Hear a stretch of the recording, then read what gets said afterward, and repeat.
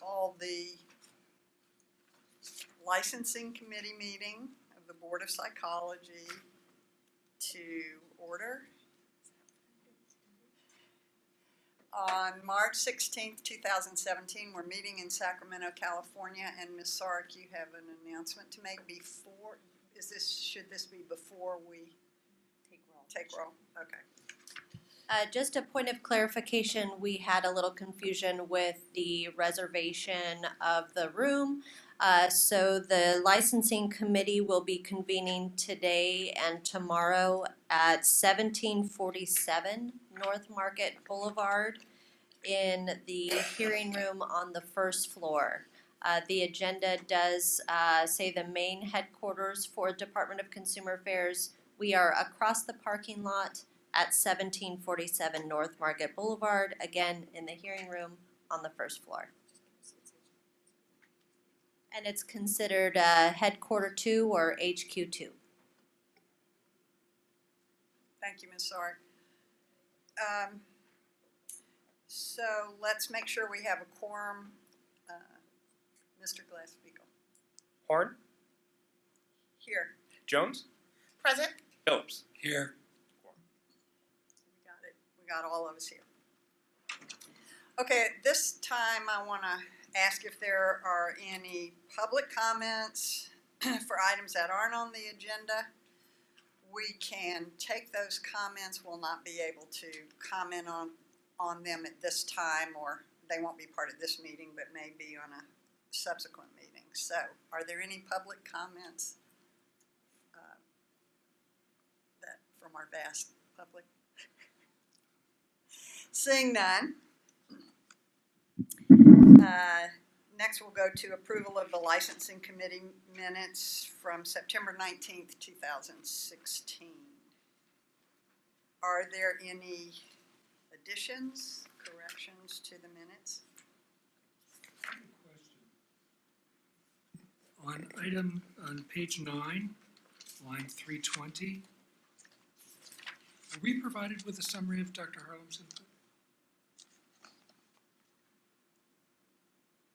Were we provided with that for this meeting? No, I'd asked for it. It says Dr. Phillips requested that staff provide a summary of Dr. Harlem's input. I don't know that I've ever seen it. I think what staff did on this issue was we put together a chronology of the 4-year conversation, and that included Dr. Harlem's input on the issue. Okay, thank you for that clarification. And those materials were provided at the November meeting. And Ms. Sork and Dr. Phillips, I think also a big part of what Dr. Harlem had done too was part of the links to the reports. I think that was a part of that, what he had found. So I think it was captured in that summary.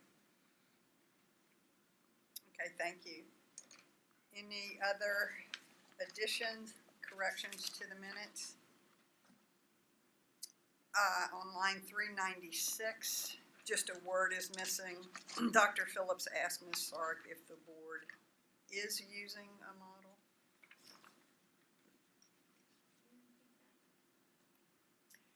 Insert is between, on line 396. Dr. Phillips asked Ms. Sark if the board is using a model. Similar to that, the Board of Behavioral Sciences has, where a psych assistant has only. Yeah. Did you get it? Mm-hmm. Okay. And that's all I have. Ms. Jones? No, I have nothing. It was super complete and very comprehensive of our conversations. Very comprehensive. We know who repeated themselves. We know who stated things better than the previous speaker. Therefore, I move that we accept the minutes from Monday, September 19th, and Tuesday, September 20th, 2016. As amended? Yes, thank you, as amended. I'll second.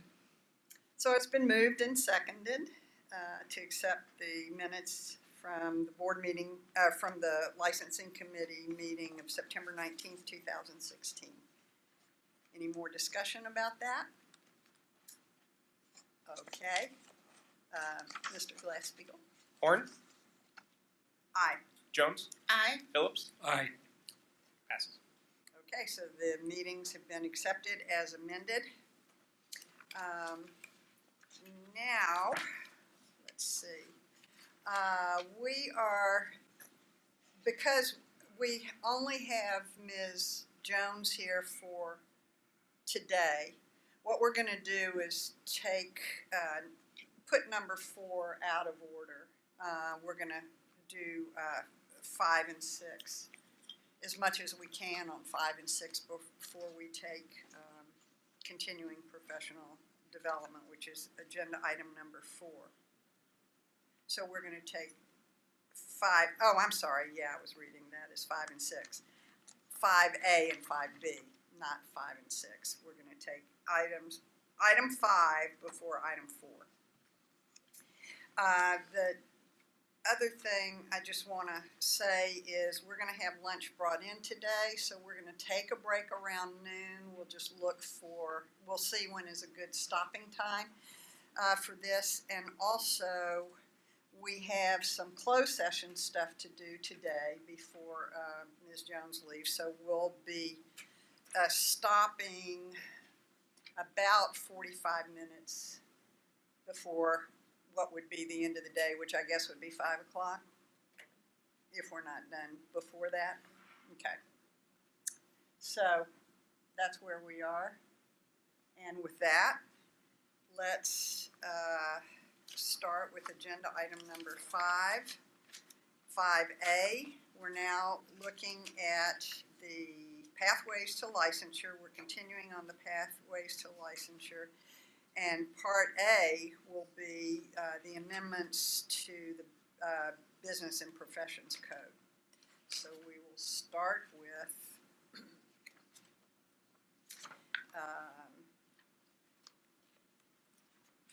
2909, applicability of Chapter to credentialed school psychologists, All right, so basically we're going to be going through this sort of line by line, section by section, or I should say. And we have, what I'd like to do is just ask anybody who has any comments. Let's just start with section 2909, and we'll move through. So, do either of you two have any comments for section 2909? I don't. Ms. Jones? Okay, I do. So, just to make it clear, on lines 10 and 11, where we're talking about, we don't want to construe this chapter as restricting the duties of people who hold these titles while they're working in their settings, in their settings for which they hold the titles or in their jobs. Just to make it a little clearer, lines 10 and 11, in which they are employed and do not render or offer to render psychological services as defined in section 2903.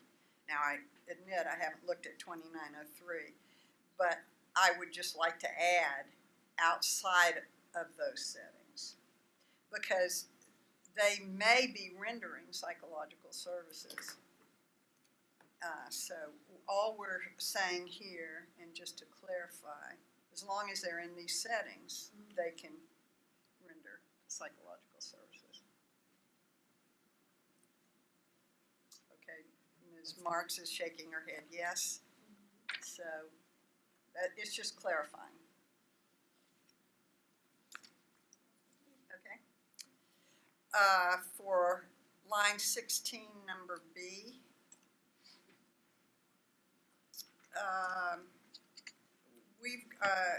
line 17, we have by accredited or approved colleges. What are approved colleges?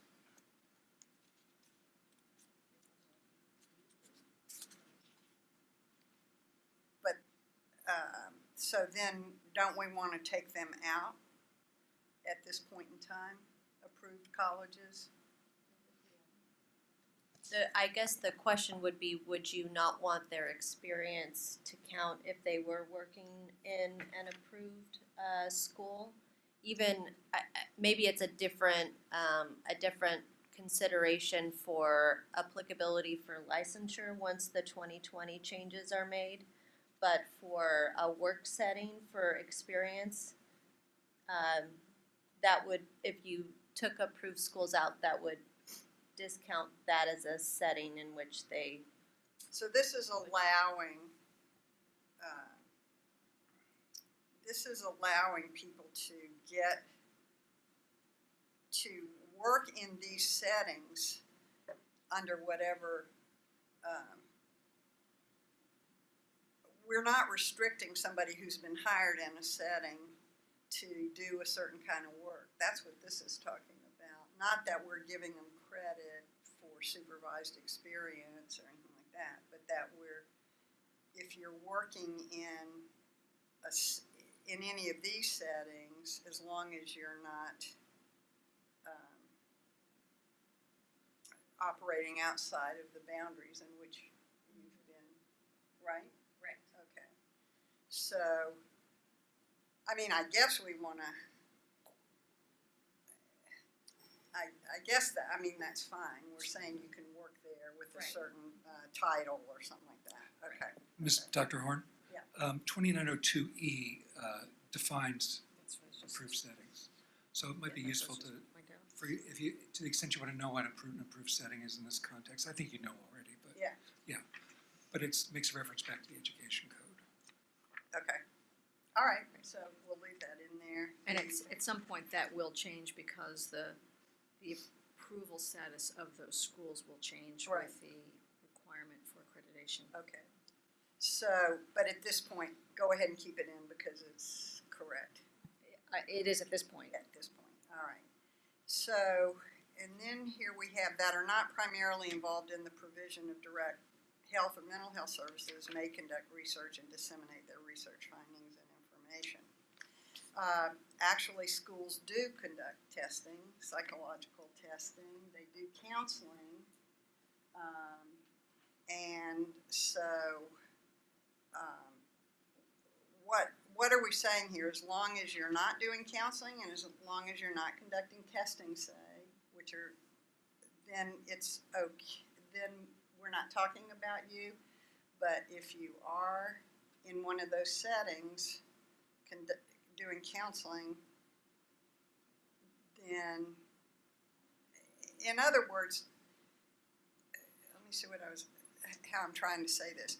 We do have exempt settings right now, and we're saying that the exemption ends, at a certain point in time. But if you got somebody who's, say, a school psychologist or hired by community colleges to do testing or even to do counseling for those students, then, what are we saying? That person is, what are we saying if that's what they're being hired to do? It looks like they would not be able to do both, given the language. So the language, And maybe I'm reading it wrong, but I never really looked at it that way until you just pointed it out. So that they're not primarily involved in the provision of, so they can't do both. They can't conduct research and provide direct mental health in that setting. that's not what we're saying. What this says is they cannot provide direct health or mental health services, but they can do research and disseminate their research. Well, I think what we're doing is implying that the people that are doing direct health and mental health services aren't able to do it based on this language, but I think all the language says is people that are not doing that can still do research and disseminate their findings. Then we need to, I think, state it more clearly. So we Because would like them to be, all the folks that are in this kind of capacity to be able to do that. Is that what you're saying? Well, I'm saying if these are gonna fall under, I mean, a lot of people who do this at, say, particularly like at the community college level, might be doing it with a master's degree. That wouldn't come under our jurisdiction.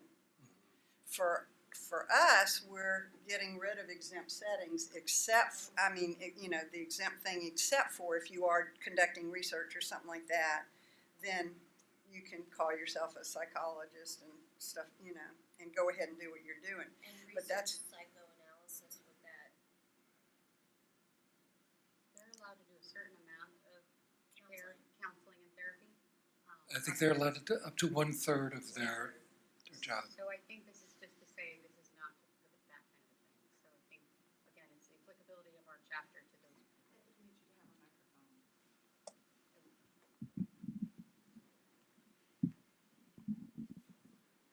microphone. This is not clear, is what I'm saying, Ben. I would agree. Yeah. So that's what I'm saying. What we want to say is if somebody is working within the confines of, just like we did with school psychologists, or just like we said in the first paragraph, if you're employed as a position, if you're called a psychologist, or if you're called a psychological assistant, or whatever you're called by the organization you're working for, you can do what they've hired you to do, as long as you don't do any of that outside of, as long as you don't do what would require a license outside of that setting. Is that right? That's correct, That right? makes sense to me. Yeah. Okay, so, but maybe I'm reading differently, because then, and maybe it's just the way it's structured. I feel like it's saying kind of what you're saying here to me. Because it's saying that if you are employed in those positions in these settings, and you're not involved with the provision of direct health or mental health services, then you may conduct research into No, but what I'm saying is they may be employed in those positions to conduct health or mental health services, direct health or mental health services.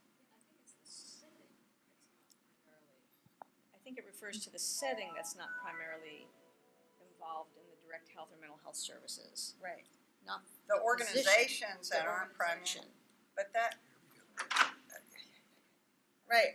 okay. I'm thinking that's how I'm Then reading it's it. still, then it's definitely unclear. So I think that are not primarily involved, let's see, we might say employed in positions as psychologists or psych assistants in institutions or organizations that are not primarily involved in the provision of direct or mental health or mental health services, such as accredited or approved colleges, community colleges, or universities or federal, state, county, or municipal government, may conduct research and disseminate their research findings and scientific information. So you're just switching it around. That makes more sense. And now that's clearly, we're talking about, it's the organization that's not primarily involved in the direct. Because we're, basically people can be hired and do that there. They may be hired to do that there. Yeah, I think we need to compare 2909 and 2910 Okay. to see how it is how those two sections are trying to distinguish between the settings and the work being done. What pages? 71. Page 71 in the laws and regs book.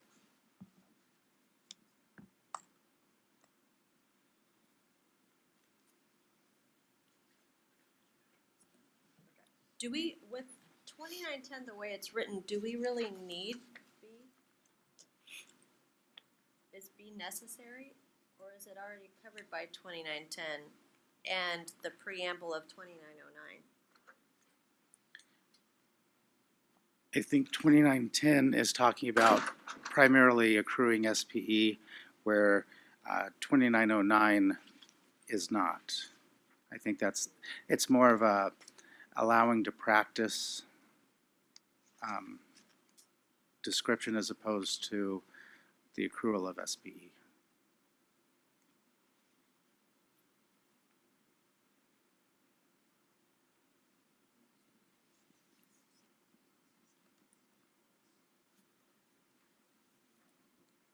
Okay, so the way it's laid out is very confusing.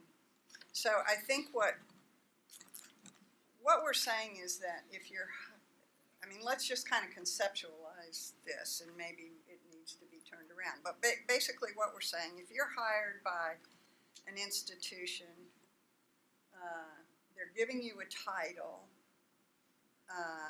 and you perform your duties for that institution within the confines of that institution only, you can operate under that title they've given you. That's not the title, that's not like you're a psych assistant to the board, or, you know, to a psychologist or for the board on your way to licensure. Okay, and that's different from our talking about exempt settings, because these are people who are either just working and have their doctorates in psychology and working and doing psychology, or trying to get supervised hours and trying to get their hours. But we're really talking about people who just, because of what their job is called and their job duties are, and we don't really have anything to say about them, is what we're saying. They're working in their institutions under the title that was given them by their institution to do the things that their institution has hired them for, but this is the only place they can do it. Right? I think 2909 is what we, Jeff can correct me if I'm wrong, we used to refer to as more of the exempt positions, and 2910 was the exempt settings. And those positions are exempt because they are working at organizations that their primary function is not to provide mental health services, but they can work in those positions, but doing limited functions. Right. But their functions may not be limited in terms of what we would call psychological services. They may be hired by a community college, for example, to do assessments on all their students for whatever, learning differences, for appropriate placement. They may be working as counselors and I think that would be covered under 2910 for exempt settings. So we would not want an individual to be providing psychological services for more than 5 years without becoming licensed. if they would fit to be a psychologist. Right, or a psychological assistant. Psychological assistant. Right. Correct. I mean, that's what I'm saying. We're mixing something up here. So the way I'm, and I could be reading this wrong, but then this would limit those persons who are given those titles to, in those settings, only conducting research and disseminating their information and not providing mental health. That's how I'm reading it. Right. And I think That's how I'm reading it also. Then I think that's wrong, is what I'm saying.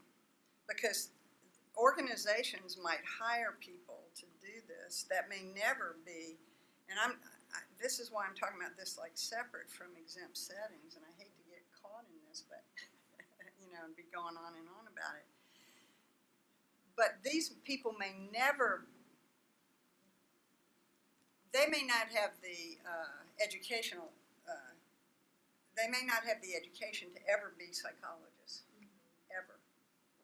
But they might be working particularly in a community college system, providing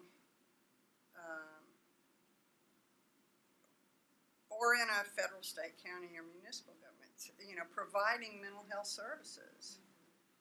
And again, mental health services, as y'all know, I don't particularly like that, but, you know, psychological services that belong to the psychologist license, but they may be doing it under their title. They may be called a psychologist, for example, at the counseling centers or on UC campuses, for example. They have a lot of master's level people who provide therapy who are called psychologists, So I have but a they're question, not psychologists. So I have a question, Dr. Horn, but then, and I'm sorry I had to step out for one That's second okay. to use the restroom. Yeah. But 2910 would cover those folks. So Then I don't know who this covers. It doesn't really make sense, this It provision. doesn't. I'm sorry. That's what I'm saying. Maybe we don't need both of them. Maybe we only need one. Maybe we need some way to put them together. I hate to make this kind of a suggestion, but it might be applicable for me to do some research on the history of this section to see exactly what B is in reference to, because my understanding, and that's just my new understanding, was that this was more in relation to research psychoanalysts that do a certain amount of mental health provisions, but generally are mostly only research.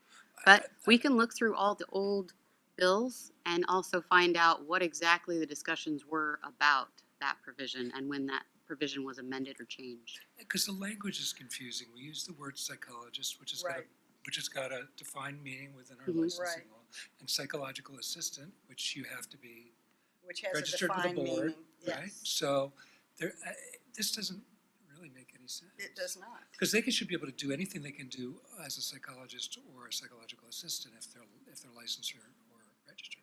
So I don't want to belabor the conversation. I think it's a great idea, Ms. Burns, but I would just say, this is not about license, though. It says who's employed by, and I think I that. get it. So I'm saying what you just said makes sense to me, Dr. Phillips, but in terms of, I feel like the conversations we've had in the past, that the language that's used out in the world of people's positions may not necessarily match up to how we handle licensing. So that was my understanding of this when I read it, but I just want to say that, and you can do the research, but I just feel like that's kind of how I'm reading it, which is why I didn't have comments initially. But I feel like because that's that kind of a category of folk. This is what I'd like to do at this point, not necessarily maybe the research, although I appreciate your offering that, but, you know, we haven't had like research psychoanalysts before, you know, anything like that. So what I would like to do, if it works, is as we read through it, is to get rid of that paragraph B.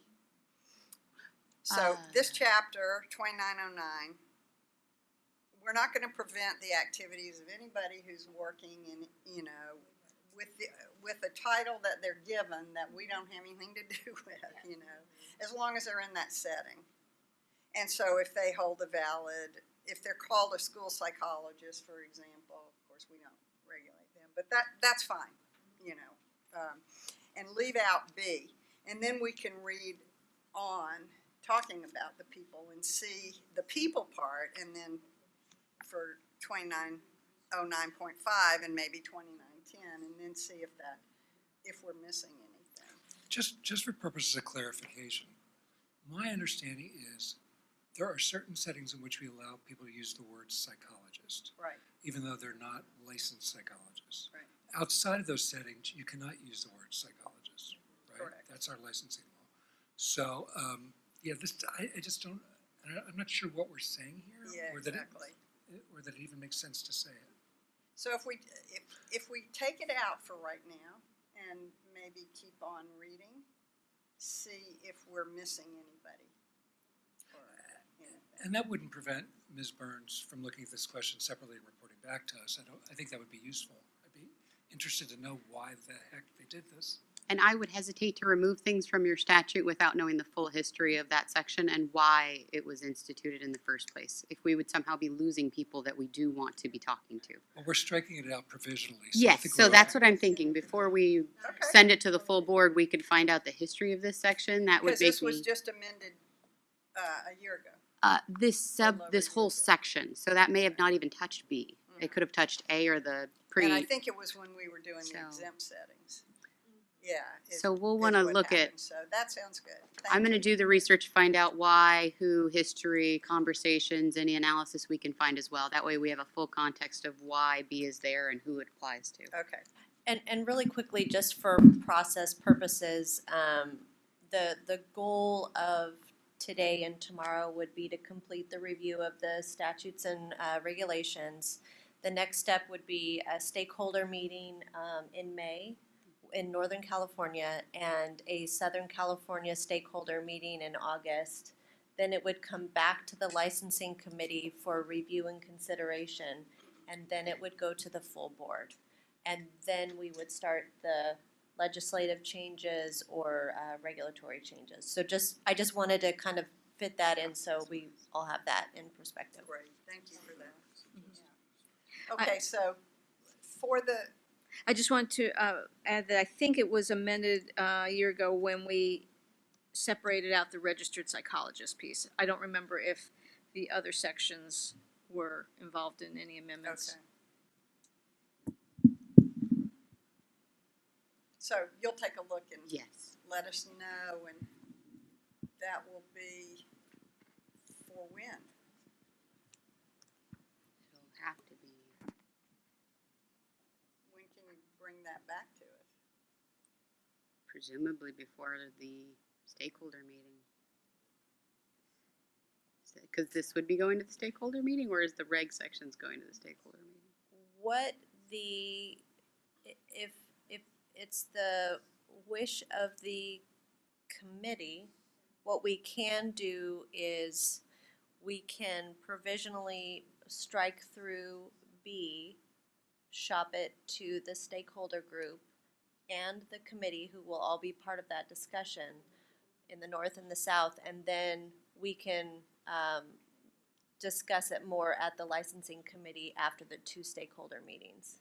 So the This will September definitely be fully vetted before it goes to the board. We'll have at least 3 opportunities to do that. And when we're speaking about stakeholders, I think it's important that the people that would fall into the category of being employed in these settings, who are being referred to as psychologists, be notified of the fact we're looking at the licensing law, because it directly impacts their careers. Right. Okay, that sounds good. So 2909.5, oh wait, I guess I should, all right, so we're gonna do a back and forth, y'all. So I think that's probably the best way to get public, if there's any public comment on this, on each part. So 2909, is there any public comment about that section? All right, then let's move on to 29, seeing none, I should say. Let's move on to 2909.5. Are there any, from members of the licensing committee, are there any suggestions, comments? Not for me. No, I like the changes that have been made. I'm sorry? I like the changes that were previously made. Yeah, I do too. It's clear. Okay, I have one thing, and I don't think we're clear yet on what we're gonna call registered, what we are now calling registered psychologists. So we need to put a comment there, something like, let's look at this, let's look at the, what it will be a good title. Yeah, Dr. Horn, you raise a good point. For our Actually, as we're going through the list of all these Yeah. things, I know that we had an ongoing list that I'm sure staff has kept track of. So I have not made those notes, but I know that we had like little markers on there, and I know we don't have the bubbles on this version. So I just say that to say it. I don't have all those remembering. Right. I don't remember all those times, but I know that staff would have those. Right, and we definitely want those for the stakeholders meeting. Because the idea, right, for stakeholders is Solid's gonna be doing the facilitated discussion, so I thought we would also be using those as as major kind of questions to solicit opinions on specifically, right? Ms. Sort? And I think the only one we had was research psychological associate, I think was the only one that was discussed at a meeting, and I think the committee wasn't really a big fan of that one, so we, at the not the last meeting, but the meeting before that, I believe, the committee felt that it would be good to kind of open up the discussion to the stakeholders to see if they had any ideas. Because there was a concern about having the word psychologist or psychological in the title. That was Psychologist was from the my concern. memory, yeah. Psychologist. 'Cause people Interestingly, would think that they're a fully licensed psychologist and they're not. Sorry.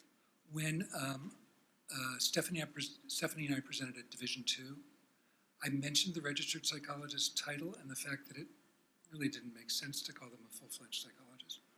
And they were all nodding their heads, so I think a lot of people have had trouble with that, Yeah. that title before. Great, that's good feedback. So.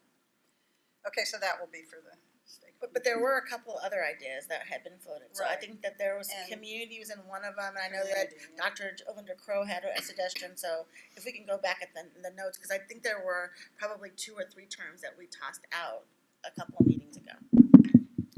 And I do think Stephanie has those written down, it's just not Yes. in Not part here. of this. Not But for I'm- supervision. She came up to me just the other day and said that she had found another one that she was adding, so. Good, that's great.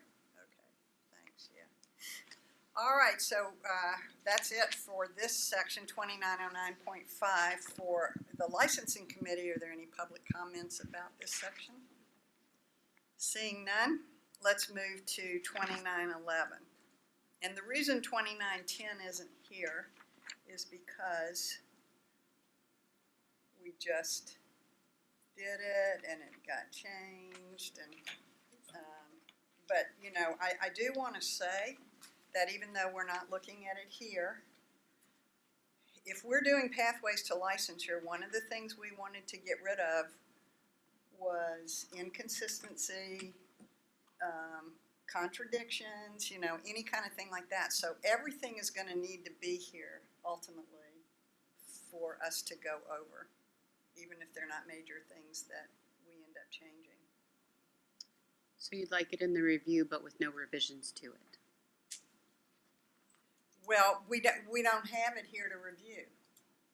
Gotcha. So we can't review it at this point in time. But when it comes to the stakeholders and when it comes to us before the stakeholders meeting, I think we want everything there that is a pathway to licensure. Even if we just changed it, because we changed it as a separate section, not in, you know, not. Through your not in sunset. totality. Okay? So, now we're at 2911, and let me ask, are there any suggestions from the licensing committee? 2911 stays as is? I have no suggestions. Nor do I. Any public? So I tell you what I'm going to do public. I'm going to, especially when we don't have anything, if you raise your hand, I'll just go ahead. Is that all right for me to do? Ms. March, just kind of, As long as you're asking for public comment, you can ask them to raise hands, come up. just come up and I'll Whatever. recognize them instead of every time saying any public comment. Is that all right? Yes, so you're asking them to, before you move on, Yeah. raise their hands, or at the start of the section? No, before we move on. Okay. Or would you okay. Okay. Just as long as they know that this is the time to ask questions. But again, I think as we put on the agenda, even if you forget to ask for public comment, that does not mean it's intended to limit public comment and to feel free to raise your hands. Okay.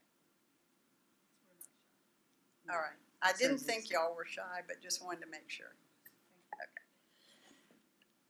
All right, so 2911 as is. 2913, and this has a lot of suggested stuff for us to look at. So, Dr. Phillips? Yeah, I had a couple of comments. Section, and I don't know the line number because this document doesn't have, Yeah, it doesn't have lines on it. right. But it says under It's under 2913, C. subsection C, 1, which I guess would be line 8, starts at line 8. In the second sentence, it says the psychological assistant shall be supervised in accordance with board regulations by a licensed psychologist. But I think it should also say, or a board certified psychiatrist. So we actually had this discussion, and I think we came down On the other side. on the other side, you know, as it is, as you currently see it. But I think we were going to ask stakeholders about. This is another one of those things we were going to ask stakeholders about. We don't have very many psychiatrists doing this. We don't have any control or oversight for psychiatrists, appropriately so. I mean, but for that reason, we decided, as primary supervisors, we did not think they would be. You didn't think a board certified psychiatrist would be appropriate for, but it's been my experience that many of the board certified psychiatrists who are in private practice, when they get a psychological assistant, they're the only two people in the office. So they're not being supervised by a psychologist, they're being supervised. Exactly. That's why we came down not including a board certified psychiatrist. Well, I don't think that's a good idea, personally. I mean, we're allowing them to have psychological assistants. I think they should be allowed to be primary supervisors. Either that or we shouldn't be allowing board certified I think that's where psychiatrists. we're headed, not being allowed to have psychological assistants, if they would be the primary supervisor. I think that's where we're headed. Okay, so it's the intention of the That's our committee at this point recommendation. to say it's only licensed psychologists that can be primary supervisors for psych assistants, no matter who they're registered with. Yeah, I don't think we've gotten to that part, but I think that's our recommendation. But we also said we would throw this open to the stakeholders and have them discuss it. And we want to get that information, how many people are registered to psychiatrists, et cetera. The only reason I say that is C1 as it reads now, as we've amended it. Yeah. I know it's still in the works, means that it would definitely have to be a licensed psychologist supervising them. Correct, Okay. correct. Part of supervision or adequate supervision is socialization into the profession as an independent, functioning licensee practitioner. You know, I almost wonder why, if we have these concerns, why we're allowing board certified psychiatrists to have psychological assistants. There you go. That's exactly where we started, you know. We have these concerns. So here, and this is, we haven't gotten there yet, but that's exactly where this discussion went. You know, we've got psychologists who are assigned people, or, you know, they're registered to psychiatrists. Part of supervision is this socialization into the profession.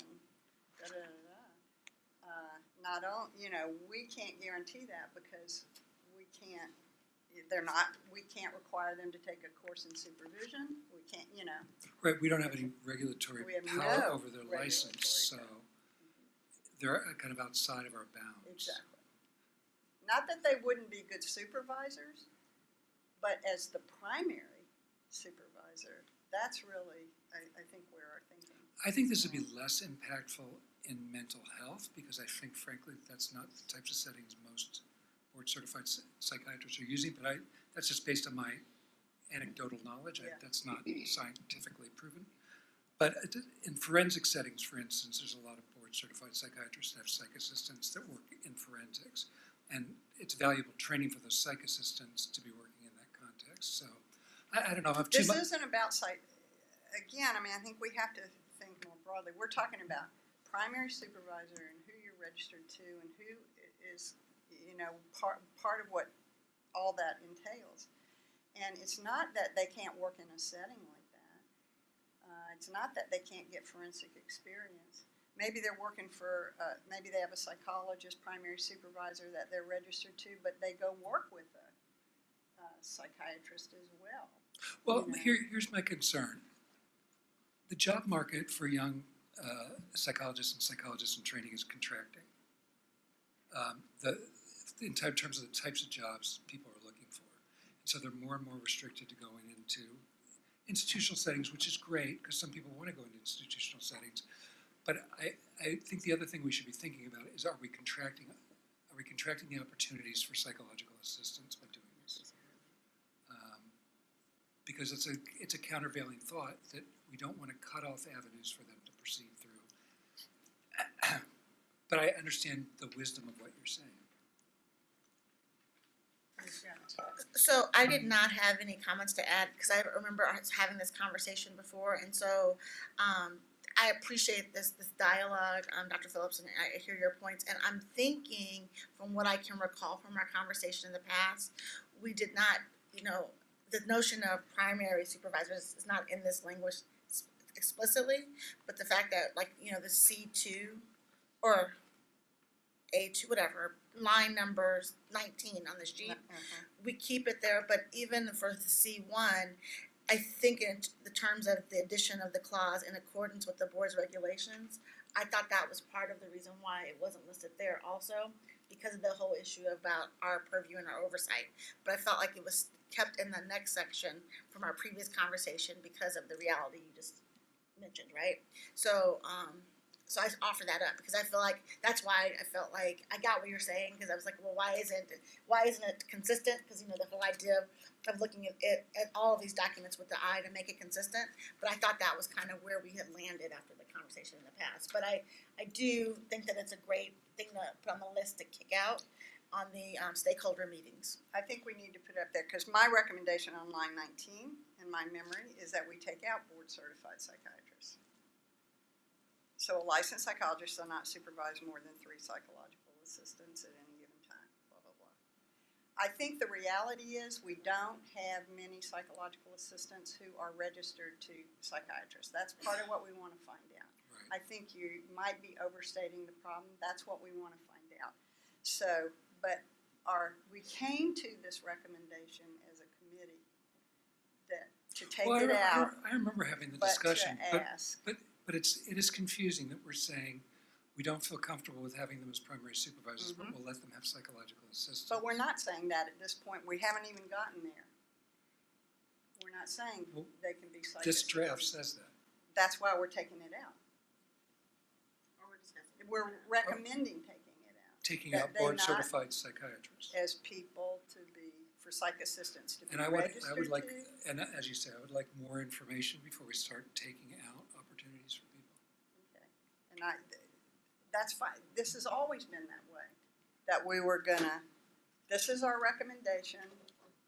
This is what we want to throw open to the stakeholders, but we want that information. How many people are registered? How many people would this affect? That's what we want. But here are our concerns about being registered to A board or certified primary, psychiatrist. or primary supervised. I think that's where we ended up. That's my recollection. So I feel like not that we're like at a impasse necessarily.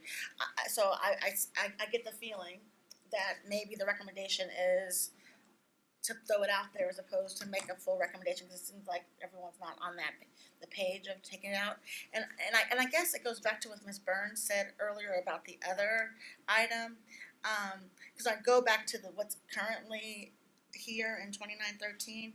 We actually had a couple of other classes of folks that were there, and so we took that out. And so I'm wondering if the proposal is, however we get to it, whatever it is, but also asking that question where we're taking stuff out, because when you talk about limiting opportunities, here it reads, not only licensed psychologist, board certified psychiatrist, but it also has contract, clinic, and corporations. And so, in any case, I just wanted to, your point about how we change things and not remembering the history of them just struck a chord with me, particularly in this case when you talk about limiting opportunities. So, I don't know. Talk about that.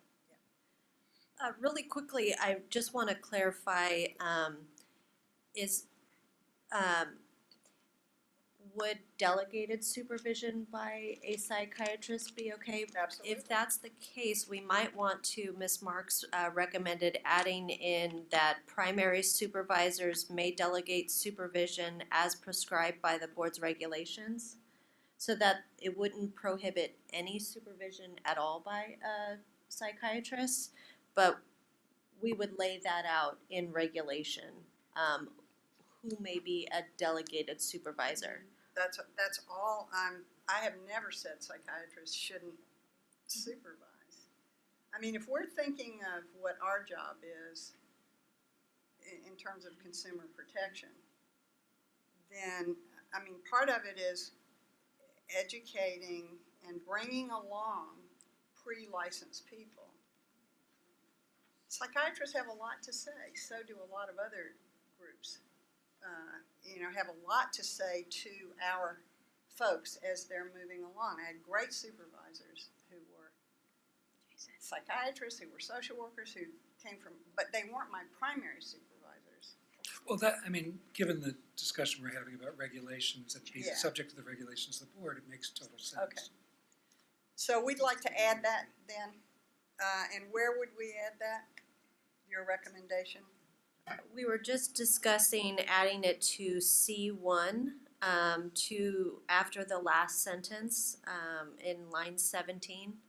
So it would read, primary supervisors may delegate supervision as prescribed by the board's regulations.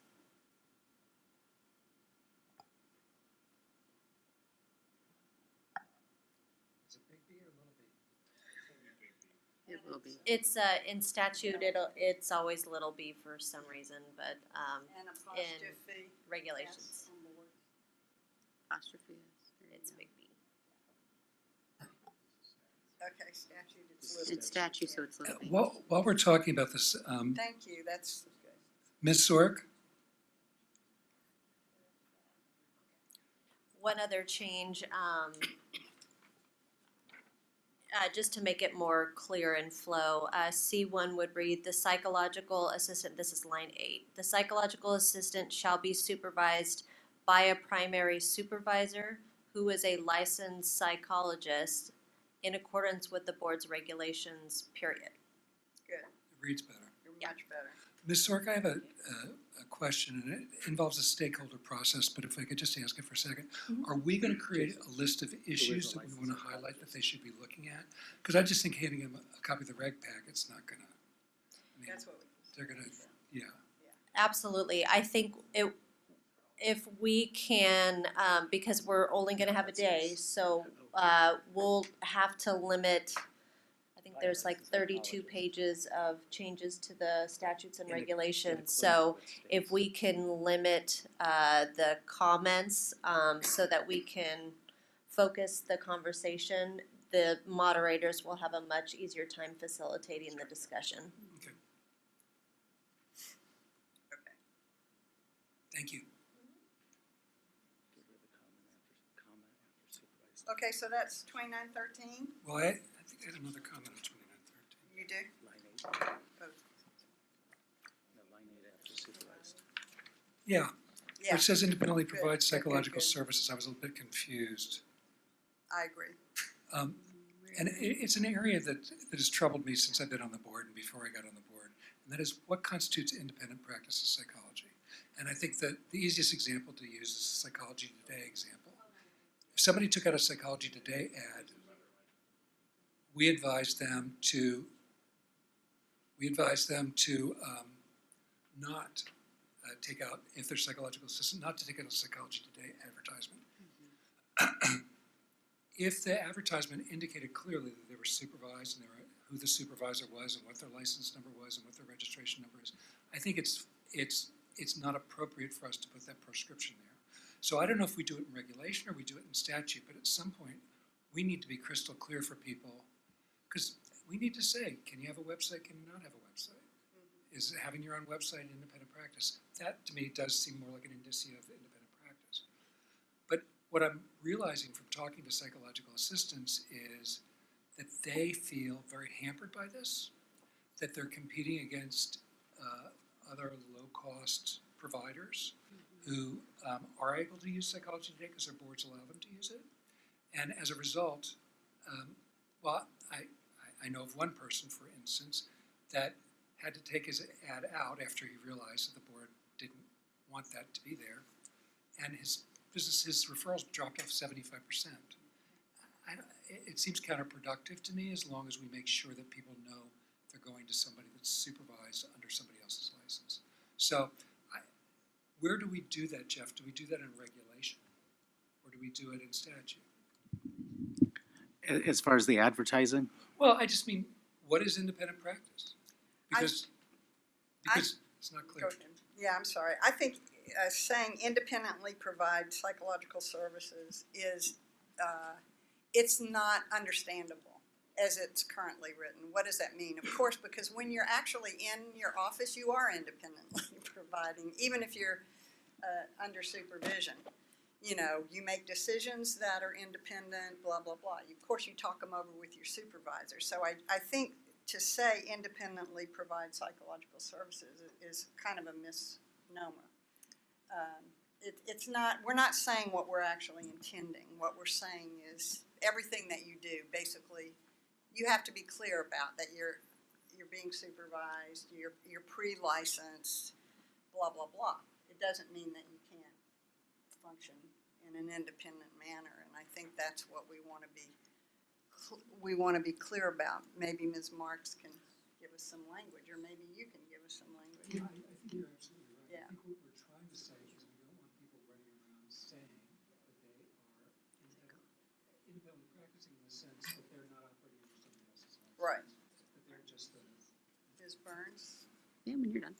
And I would suggest we follow kind of the general rule of statutory language is more broad, and then we clarify in regulations what we exactly mean by independent practice by site. So, and I personally, that's generally where we want to go, is broader and then clarify in our regulations so that over time the board can reevaluate what that means.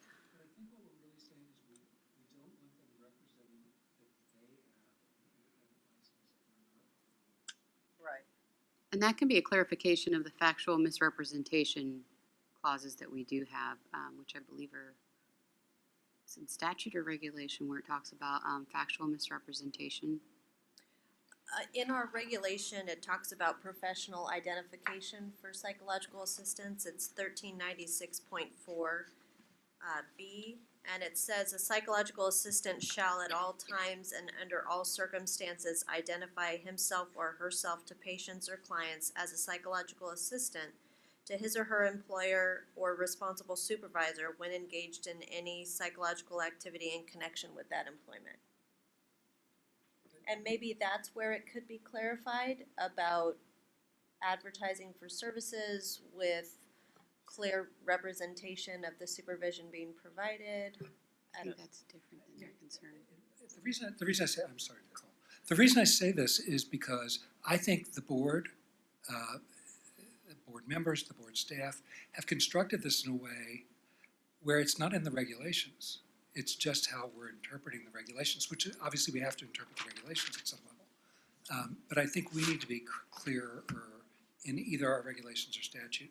But I don't think what we're saying here, It's not clear. it's not clear. It's not that it's not broad. This isn't a matter of being broad or less broad. It's about using something that actually describes it better. Ms. Jones? So I have a question. The lines above that, line number 20, 21, and 22, where it says, no psychological assistant may provide psychological services to the public except as a supervisee. Is that really what we mean by when you describe independently provide psychological services? Maybe Exactly. that moves down there, and that's the language that gets used instead of, Well, that's exactly what That's we what- mean. that's So what we mean. maybe independently provide psychological services doesn't even need to be there. right. Because we And said maybe it that in number line, 2. but maybe Yeah. because the number 2 starts off with specifying how many assistants can be supervised. Maybe that line gets moved down to the 1, right? And you moved Yeah. that sentence down to where 28 is. That's a great, okay. So that's what, it sounds like that's what we are deciding to do. And I will ask the public. So 19 and 20 would read, a licensed psychologist shall not supervise more than 3 psychological assistants at any given time. As we move to 24 and below, psychological assistants should you should have an S there, shall not do, provide psychological services to the public except as a supervisee pursuant to this section. I think we refer to the licensed individual or the registered individual as singular throughout, just Well, to make it. then you need to put the back in. Oh, you're talking about for the plural 3 psychological assistants and just No, So just say a psychological. say a a psychological assistant. Perfect. That's fine. And then really quickly, just to Wait. okay. Hold on, so, I mean, are you talking about this part, or we? I was just gonna back to the professional identification issue. I was just gonna ask if it pleases the committee, we can put this on the agenda for the enforcement committee to review that section. Okay, can we hold off Yeah. on that just a second? Okay, let's kind of move on with this, so, instead of independently provide psychological services, we are going to say, provide psychological services to the public except as a supervisee pursuant to this section. And then receive payments, monetary or otherwise. No person shall be registered who's found by the board to be in violation, okay? Correct, and put the other,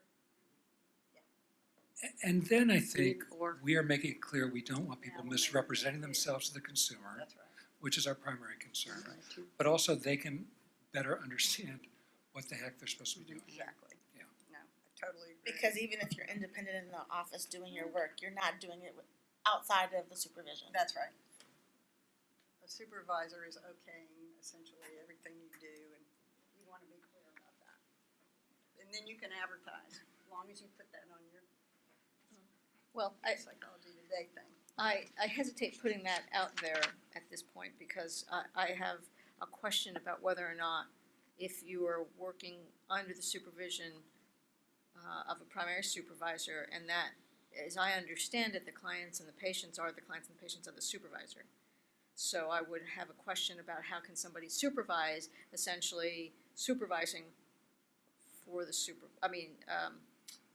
advertising for the supervisor. Well, And so I think I would just hesitate putting that out there as a statement of the board until there's further discussion. Okay, yeah, and I think we should have that discussion, and obviously we're not making a pronouncement on the subject of Psychology today, but I was using it as an example or an illustration where there is some confusion. How we want to resolve that confusion, I don't know. But I think the enforcement committee should be looking at this at the same time. okay. So, there we totally agree with that. Okay, so that's, now we're done with 2913. Are there any public comments? I didn't see any hands, so I'm now going back on what I said I wasn't doing, not do. Okay, we're ready for section 2914.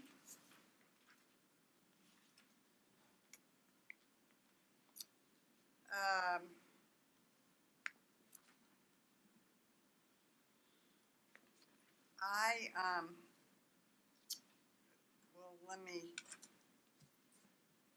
boy, I got a lot of stuff on this section, so do you want to start with the stuff that you got, Dr. Phillips? And Yeah, the only comment really I had on this, one, I think the other one I had on 2914. No, I actually had more, but it was more about capitalization, I think. The second part of C1, the second half of C1, where we go into questions regarding accreditation and all those things, aren't those things already controlled by accreditation statutes relating to what the Department of Education does? I just wonder if we need to wander into that area, or if we can just say duly accredited as opposed to putting the standard there for what the accreditation should be.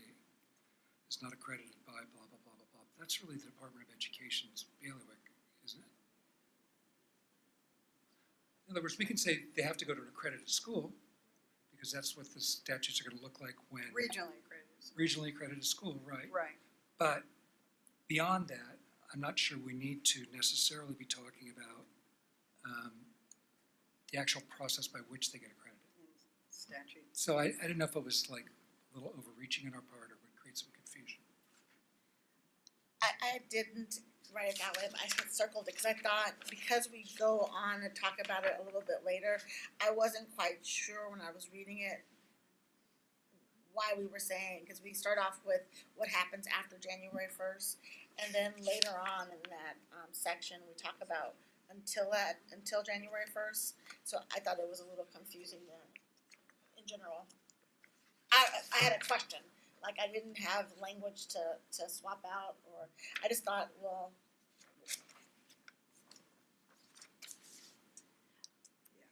So the language that's included from lines 10 to roughly 16. In the track change, or not the track changes, but in the marked up version, that's the language that was addressed in our sunset extension bill. So that's current law Okay. as of January 1, 2017. I appreciate that clarification. Okay. 10 to 16. I'm sorry. Oh, she's just asking for where we're looking. Okay.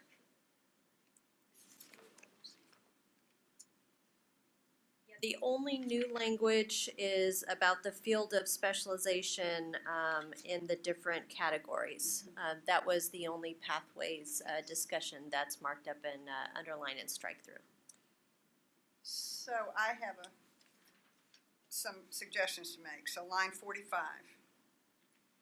Possess an earned doctorate degree in an area of applied psychology. Not just in psychology, it's not any area of psychology. Pardon, Dr. Horn? This is, Yeah. Your 45 may be different than my 45. oh, under 2914, applicants requirements. Well, we've been adding text, so Oh, okay. it's Possess- changing the numbering. Subsection B. It says, yes, subsection B, possess an earned doctorate degree. One, it says in psychology. They're on page 3 at the bottom of the page. For the And printed we copies. decided in an applied area of psychology. Comma. Oh, well, we can take out in psychology, period, because number 1 is in psychology with the field of specialization in clinical counseling, school consulting. We listed those. So take out the first number 1 and make number 2 number 1.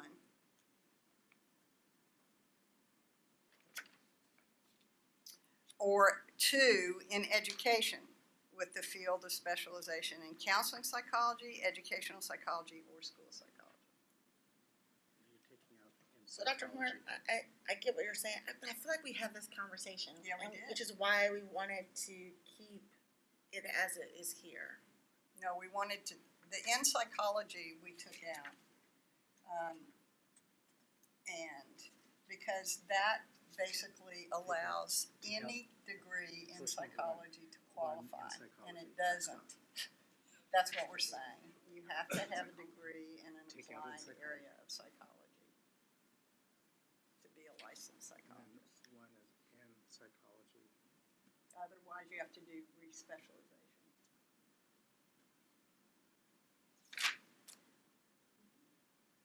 So we take out in psychology is what we had decided.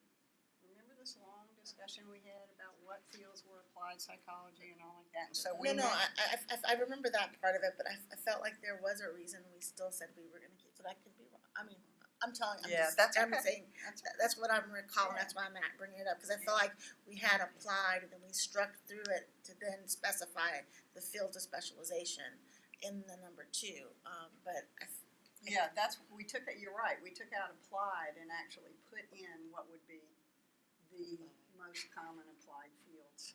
And then we added that last, well, I don't know if we added it, but just that last sentence says, the board shall make the final determination. So somebody could come and say, hey, it's not one of the ones you listed, but you can look at my transcript in C, I do have, this was an applied area of psychology, then we say, okay. Right, and I recall us going through, because I think we tried to pull up a couple of schools' websites, and I think this was another question we figured out, what was the field Right. seeing? And that's why I thought we had kept it for the discussion, just to see, but I think that, you know, I know we don't make a list too long of questions, but that was one thing, I know we had pulled up a couple of schools on the website at one of the meetings, just to see.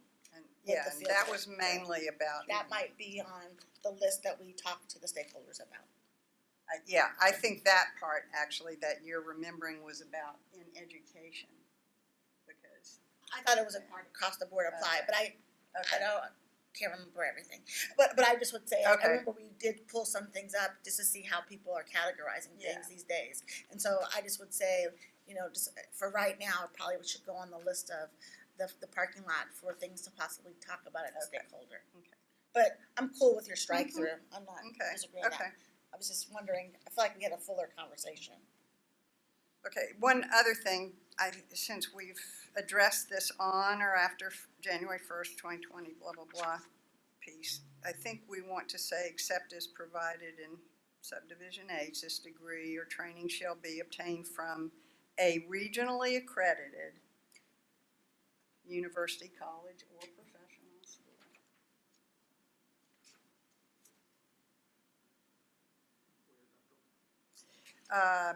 It's on line 6 on yours. Right before C.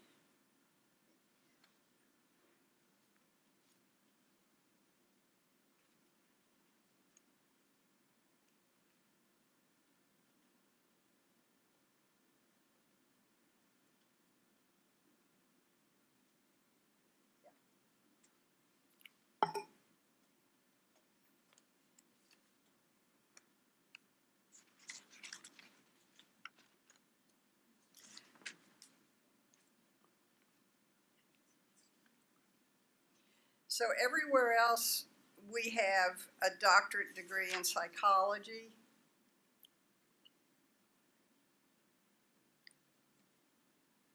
Comma, psychology with the field of specialization in. I think we want to get rid of that first psychology. So in C,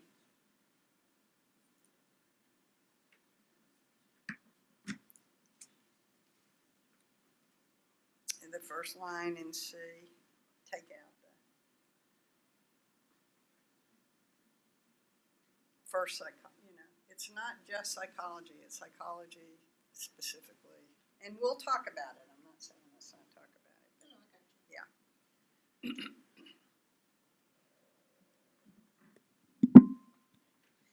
Dr. Horn? In particular, because it's in the current language, I Yeah. think that would be like, you know, back to that notion of then who are you cutting out?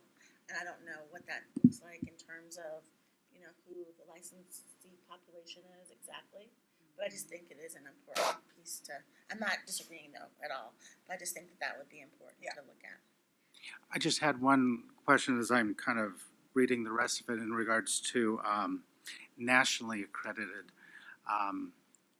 By adding the regionally accredited in B, is that eliminating? It's inconsistent with C. Okay, We have to add regionally accredited everywhere after January 2020. But this section that we're adding it to is not start with the words on or after January 1st. I know, but C does, so, right, so B is talking about before January 1st, 2020, which we would allow nationally accredited. oh, So I think if we just leave it as okay, accredited university, and then on or after January 1st, change it to regional. then that's where Okay. regional comes in. Well, then probably we don't need to get rid of, we don't even need to add psychology with the field of specialization in, because right now, before 2020, or do we? Because it's not affecting that. It's not affecting what their degree in psychology is. Never, I'm thinking out loud. Okay. If it's laid out in C, it wouldn't necessarily need to be changed in B, in other words. Correct. The problem may come depending on when this becomes effective, what happens to people who are in the course of their degree program now, whose specialization may not be as it's spelled out in B, and they That's why I'm expect- saying in B, we don't need it. We shouldn't have it because what we're saying is, well, there are two things. We're talking about where the degree is. Whenever these go into effect, then, presumably we give a little time before these go into effect too. I think by far the majority of people are getting their degrees in applied psychology, by far.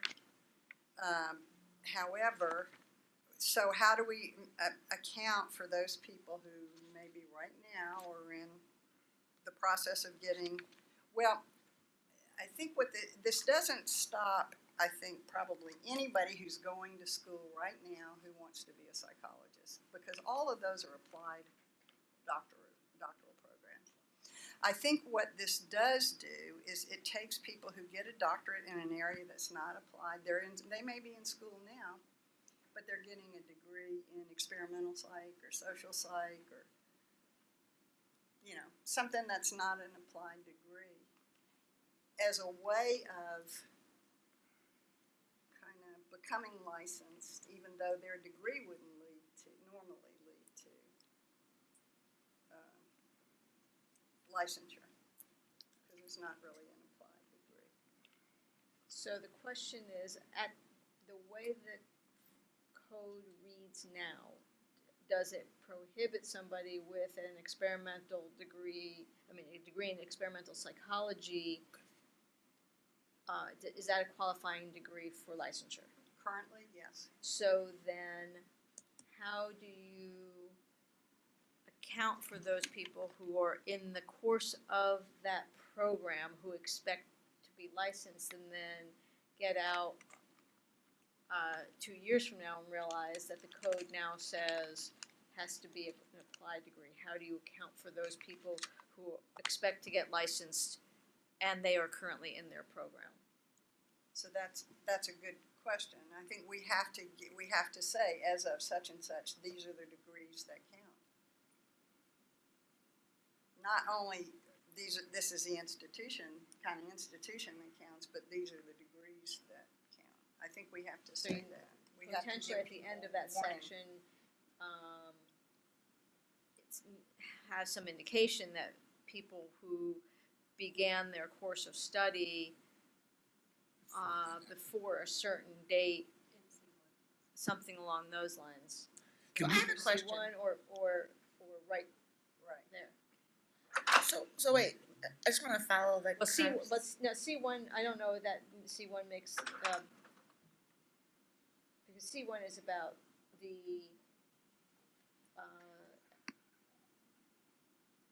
the institution who granted the degree, and that really is just a reflection of what the change in the BPPE's law is. But I think you still need to account for when a person began their course of study. Right. So that their program is not then knocked out by this change. See, right now, it's just a doctorate in psychology, any area. To possibly facilitate this discussion on this section and make sure we address the concerns of the committee, would it please the committee to assign staff to add in number 3 that would address a certain grace period with a to be specified date for those people that are enrolled in a doctorate program that would not be covered by those changes? And we could put it out to, my guess, and I was just kind of doing a visual timeline in my head. The goal would be to complete the review of the statutes and regulations in 2017, to present to the board 2018, finding an author and all of that, 2019. So the law would become effective at the earliest 2020. So keeping that kind of timeline in mind, we can work on language to account for those people that are currently enrolled that wouldn't be caught in the system, as we did with the regionally accredited schools issue. Sounds good. Although I still, like I said, I still have a question in my mind, is that if those folks could be eligible for licensure now, why would we not let them be after that grace period? I Because don't, they don't have a qualifying degree at that point in time. but I'm saying, why are we then making that a narrow qualified degree then? I'm just, and I guess I think that's what my question would be, if they could do it now based upon, I know that we wanted to get to that applied language, but I feel like, are we then cutting folks out of a process based upon Yes. the fact that we are saying applied? I don't know why. So it would be the same, if I can make an analogy. It would be the same, say, for a physician who doesn't go to medical school, which is all medical degrees are applied degrees, okay? But gets a doctorate instead in biochemistry. And so you say, okay, you have a doctorate and it's in a medical area, biochemistry, so you can be an MD, a licensed physician. It's very similar. Psychology has all these different areas that don't really train people to apply. So, but I understand the analogy, I appreciate it, I kind of get that, I understand it, I understand there's a lot of, fields within a lot of different areas.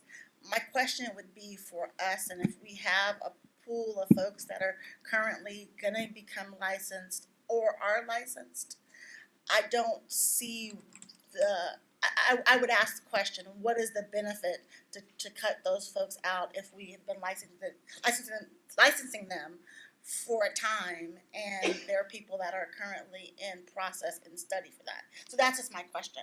And so I guess I get what you're saying about it, and I think that, clearly as a practicing psychologist, you have a perspective on that, but I just don't know in terms of the field broader. I don't know how many people we'd be cutting out, and toward what end does that help us for the licensing population? Well, I can tell you from and this is just anecdotal, it's just from my experience. I worked at a major university for years. There were a number of people in the psychology department who did not have their degrees in an applied area who got accepted for graduate programs, but not in an applied area. With the intent, because we also don't have other kind of requirements, with the intent of, I know my doctorate's not in an applied area, but I don't have to have an internship. I don't have to have some of these things that I'll say.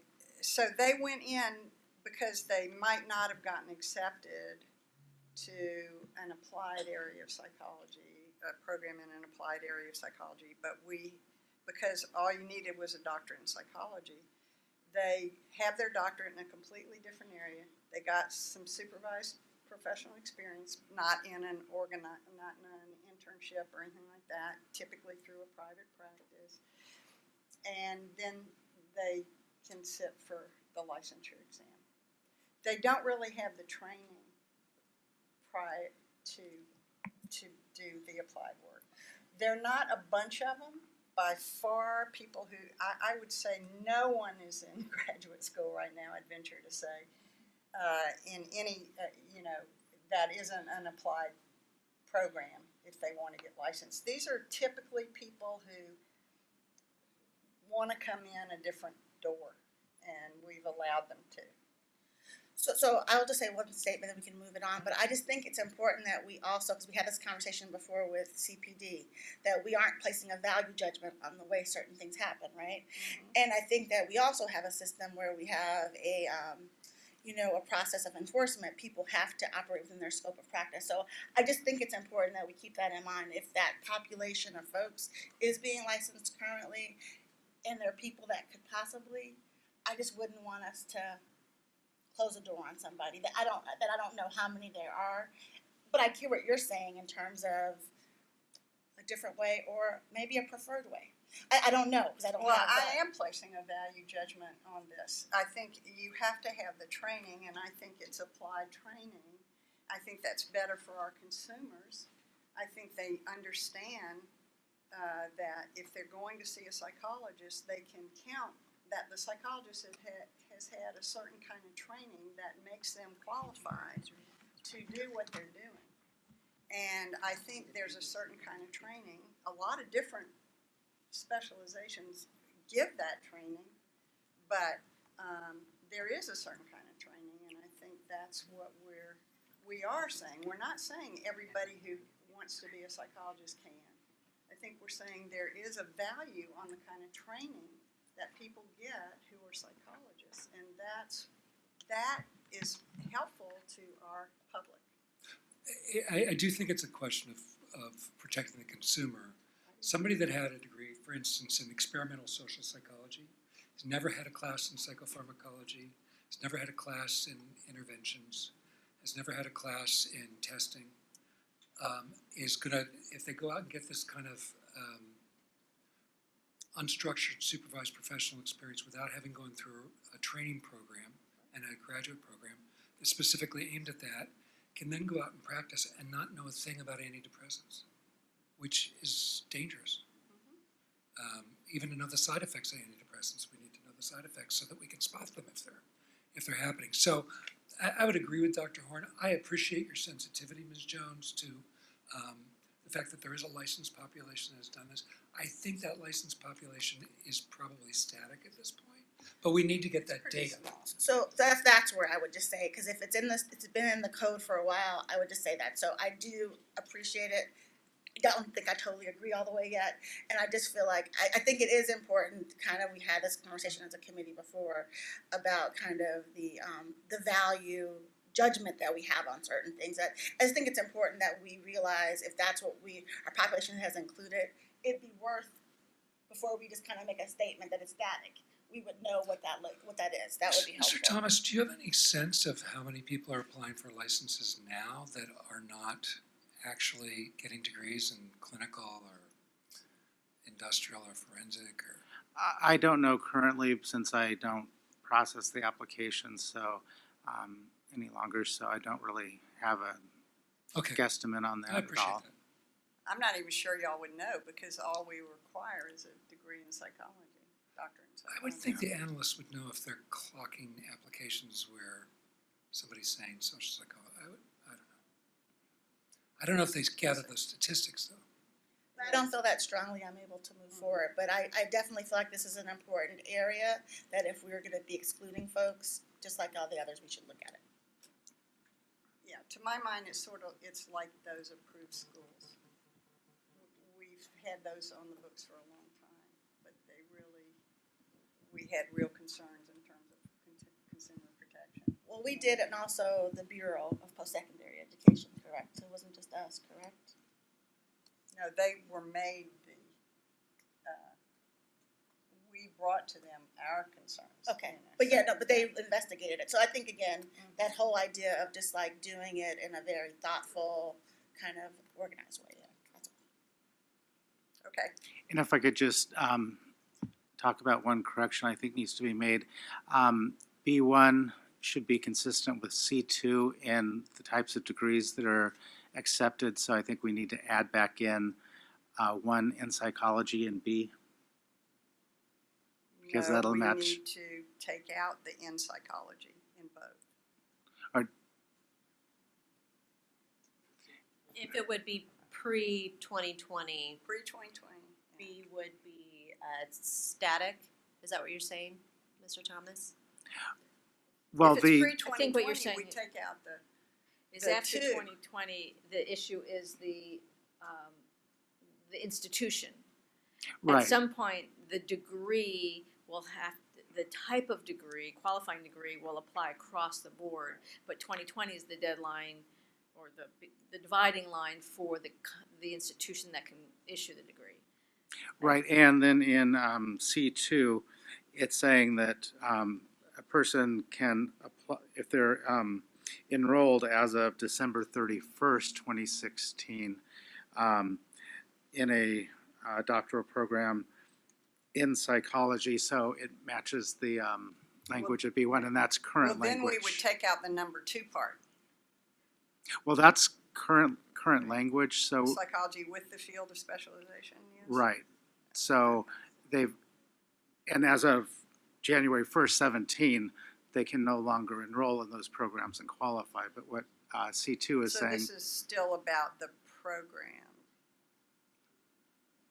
Okay, So I Right. think what you're saying is the language in C1 needs to simply reflect the type of degree needs to reflect what's in B, because the only thing that's going to change there is an institution that can confer that degree. And then at some point, it may be in this section, maybe in B, leave the language in B, but then deal with the qualifying degree separately as of a certain date, or or students who began their course of study before a certain date, something along those lines. What we're going to come up with, is that what you're saying? Is to have C just deal with the institution that can confer the degree? well, C2 is essentially kind of grandfathering, if you will, people that enroll in a program as a prior to January 1st of 17. And in psychology is one of the requirements, so I think that needs to match sub B Right. that says that they, prior to that they possess and earn doctorate degree in psychology. So the type of degree should match, and then we need to Right. deal with And then- independently when the type of degree must be in an applied area, Right, or 'cause before which the student, if you began your course of study after a certain date, then it must be in an applied area. Right, which is covered in C1.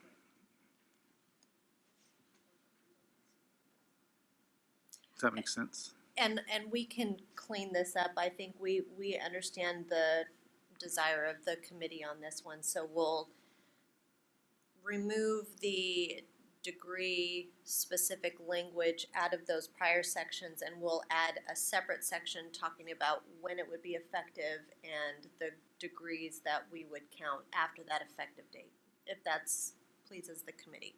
And if we could just talk about the number of people, if we got a sense about the other. Yeah. 'Cause I have some hesitancy on that one, but I will go with my group here, but I do have a little hesitancy. Yeah, I think that there's a couple times we've asked for stats today, and I would appreciate, or background information. Right. Appreciate that we clock those to make sure that we're actually going to get the information. Okay, I have one more, I have more than one. If we move on to part 3 then, 3 in parentheses, it's after the highlighted, what's been highlighted, the very first paragraph. Do we need this even in there? We've said what is qualifying, we've said regional accreditation. Do we have to say that we're not going to deny recognition if you don't have a program that's accredited?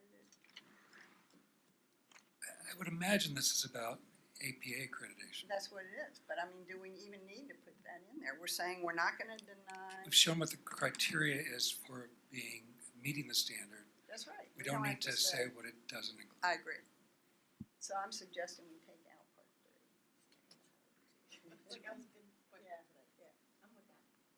We've already said what the criteria are, so we are recommending to take out part 3.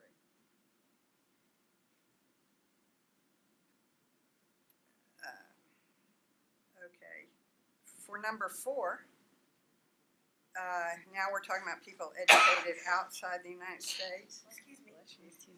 I think we want to say applied psychology or education. That is equivalent to a degree. In other words, I think we either want to mimic the language we're going to be using, or just briefly applied psychology or education equivalent to, from a regionally accredited institution that we've said is a qualifying degree. I think that's what we want to say.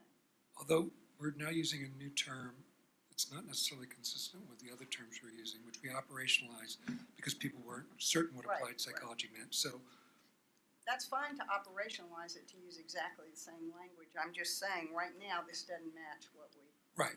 have. Oh, so you just wanted to parallel these previous. Yeah, So we're saying a that makes degree earned outside the country basically has to match what we've said is a qualifying degree.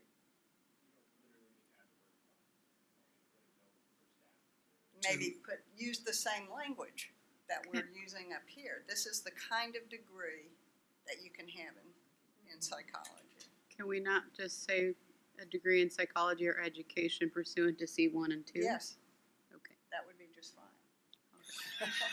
Yeah, we don't need to keep repeating the same thing. Basically, over That's and what I over. was just gonna say, that's in Well, much, possibly, because if No, we're it needs to go striking later, just in Jason. psychology, Yeah. that wouldn't be the case, so so, put it on Yeah, there but for, in psychology pursuant to. Or she said education or pursuant to, is what she had oh, said. no, so yeah, psychology or education pursuant to. Pursuant Oh. So that way Okay, it's, sorry. it's, Yeah. it's literally psychology and education degrees are defined by C1 and 2. Right. That way we're making circles, so circle back kind of a thing. Right. No, I'm just saying, we struck in psychology by itself before. Yes. That's why I Yeah, was yeah, saying yeah, that yeah. that's the case, it'd have to match up, Yeah. that's all I was saying. Okay, so we're gonna have it match, basically. Okay. I have another part, and it's on the next page as we talk about the qualifying doctorates. The last sentence before number 2. Absent good cause, failure of a supervising licensed psychologist shall constitute unprofessional conduct. My question here is, what if it's a foreign degree? Or the supervisors are foreign?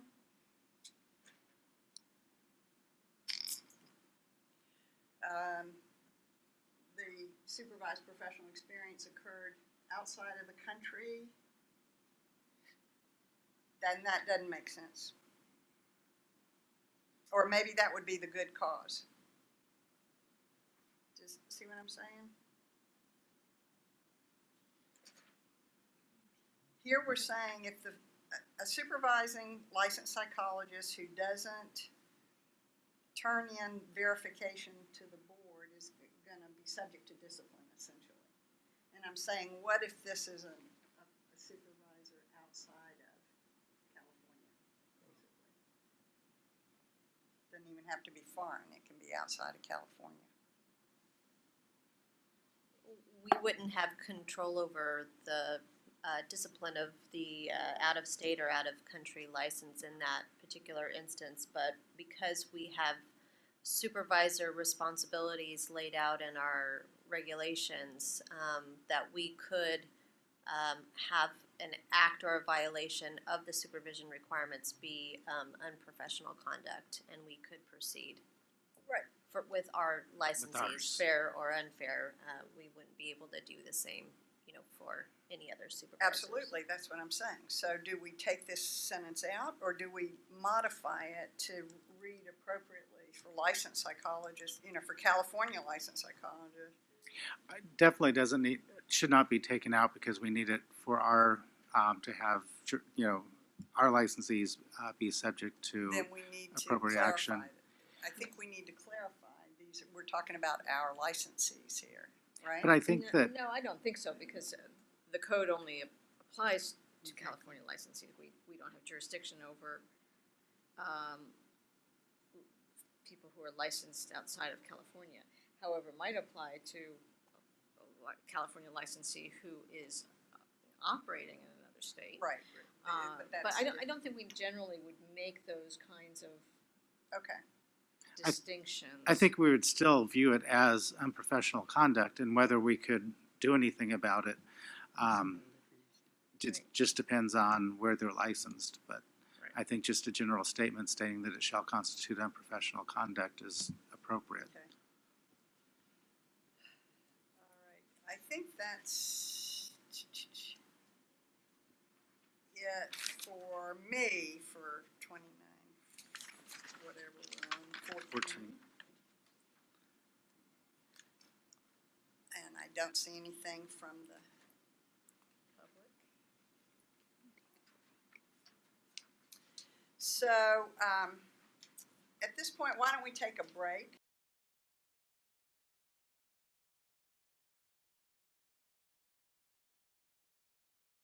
Okay, great. So now we have finished through section 2914, and now we are on the continuing education requirements, 2915, practice outside fields of competence. So let me start here. I know this was what was just passed, but we're about to work on our CPD, so at the same time. But let me start and ask if there are anywhere in section 2915, before we get to 2915.5, any suggestions or corrections or questions? I do have just one. Yes. In line number 10 on page 7, where it talks about the approved entity, I know somewhere else it mentioned authorized by the board, so I just want to throw that out there. I'll let staff handle that, but I just want to make sure the language is in sync, authorized or approved entity. An organization previously approved by the board, is that what you're talking Yeah, about? but Supervised? later it said authorized somewhere else. Yeah. And so I'll bring it up where I saw it at another location. Okay, So we just just a want the question. language to be consistent. just caught that. Okay. Stephen? Okay, so I do have one before we get to the highlighted one, and this is, in our CPD, we have 5 areas now. And what's listed here are 4 areas, 4 different categories. We now have 5 different categories. So I would suggest in Part C, under 2915, changing 4 to 5. And then the 4 under here would be self-directed learning as a category, and then 5 would be board certification from ABEP.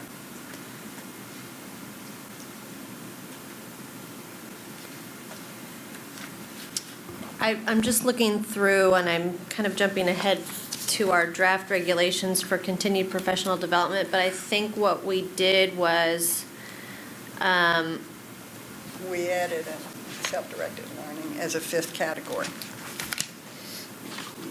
We didn't want to roll it into another category because we wanted it to be another way in which people could get the hours in addition to the CE hours. okay, so we had professional activities, See, it's academic, sponsored CE, and self-directed learning. right. Okay, And then board certification. and then board certification. Mhm. And this should actually say academic, what do we call it in the CPD regulations? Yeah, we called it something else. Academic activities? I think it was. And professional was professional activities too. Professional service. You use Services. academic and then you define it further. Oh, okay, so it's professional So- that Ms. Word was missing, Yeah, and then, because the category is called professional activities, I think. Oh, yeah. And it was independent learning, not self-directed? It was independent learning, Thought we had changed it. self-directed. 6 of one, half dozen of No, another. consistency here. Huh? No, absolutely. I'm just saying, it doesn't matter. Whatever we called it, that's what we want to call it. That's under.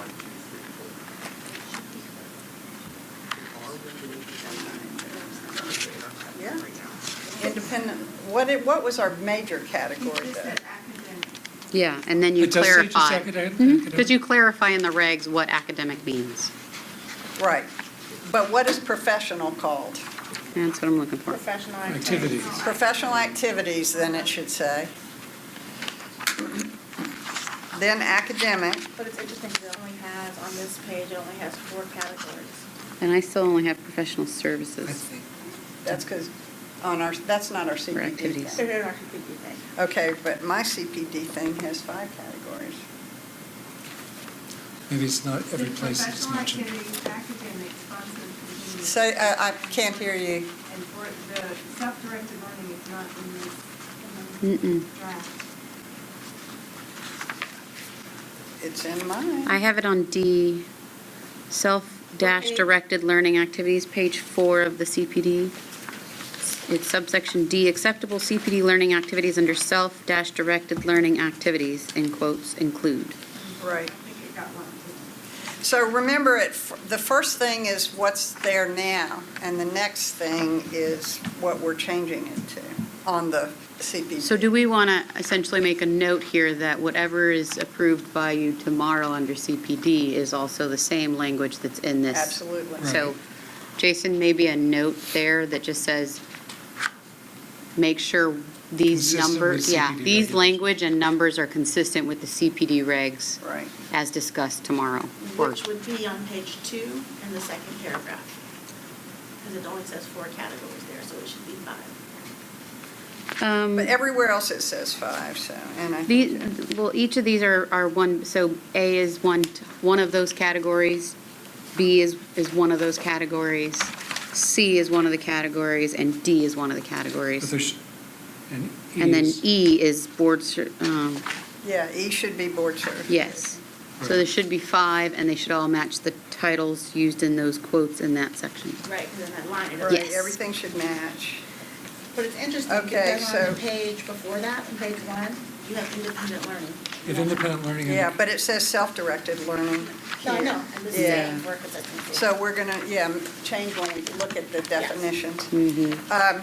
The other thing is it's academic / sponsor approved CE instruction. So let's just make sure the categories match. The category is academic, and then there's these different kinds that No, go the under. category, is academic. Yeah, and then sorry, academic is sorry. further Yeah, defined, so. okay, sorry. But either way, what we'll do is make sure that this section matches whatever That's you right. decide tomorrow. That's what we want to do. Cool. Okay, So- thank you, sorry, y'all. Okay. So that's now getting us up to 2915.5. So, 2915.5. Any, this is, Just- oh, gosh. Just as a little primer to our discussion on these one-time requirements, Yeah.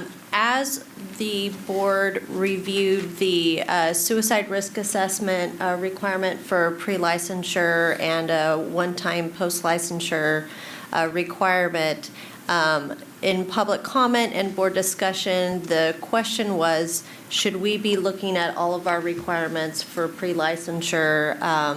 And so we have included all the statutory and regulatory sections which affect current requirements for licensure. So the goal would be to review, A, is this still a necessary requirement? And B, does the substance of the requirement need to be amended at all? And C, if there's any delegation to staff to reorganize to make language consistent, we can go ahead and do so. Yeah, just for the benefit of people that are watching, each of these statutes were drafted at a different point in time, and they refer to different criteria for what is, for instance, an approved continuing education provider. So I think these all need to be systematized so that they all read the same. Maybe not substantively we need to discuss, but just so that we actually achieve our goal, which is to make this stuff all internally consistent so that people can read it more easily. And, and have a better understanding Yeah, of right, what's being right. required. And I don't know if this is helpful, but when we did draft the suicide risk assessment language, we used the coursework in aging and long-term care as a sort of model for the structure of the pre-licensure and the post-licensure requirement and how to satisfy the requirements, if that's helpful. Thank you. Okay, so, let's see. Let me throw this open to the committee to take a look at the coursework, all of the different statutes that we have for currently continuing education or coursework requirements. And I think the first question we want to address is, are these still necessary? Do we think these are important, to single out? And the second thing, if so, how do we want to? Because we pretty much want things to read, as you said, Dr. Phillips, consistently, so it's clear to people. And I think unless we have a reason to do so, I think the way to comply should be consistently between the statutes. In other words, if we're allowing one to be either continuing education or graduate coursework, I'm not sure there's any reason that some of these other requirements are just graduate work. And we were talking briefly at the break, that can entail a lot of additional expense with no real difference in the quality of material studied. So shall we start with human sexuality? That's the first one on my page here. Okay, we want to start with 2915.5. It's on page 7. Oh, of when we hit the printed material. regs, okay. 2915.5, so it's aging and long-term care. So for that part,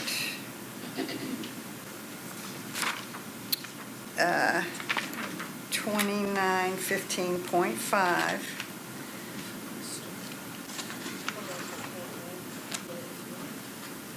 If you So want to here's my start concern. numerically, then you might want to start with 2914E, which is chemical substance dependency. So here's my concern here. What we've been given to read prior to the meeting is only 2915.5.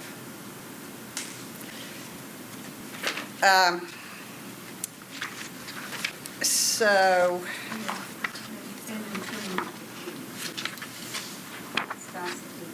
I'm sorry. In 2915 is reference to the spousal partner. Right. Can you not hear Dr. Horn? Oh, it's a, I know, it wasn't, it was just No, a helpful. correct. So, here's the thing. Where do we do this? Do we do this in CPD? I don't think it's in CPD anywhere.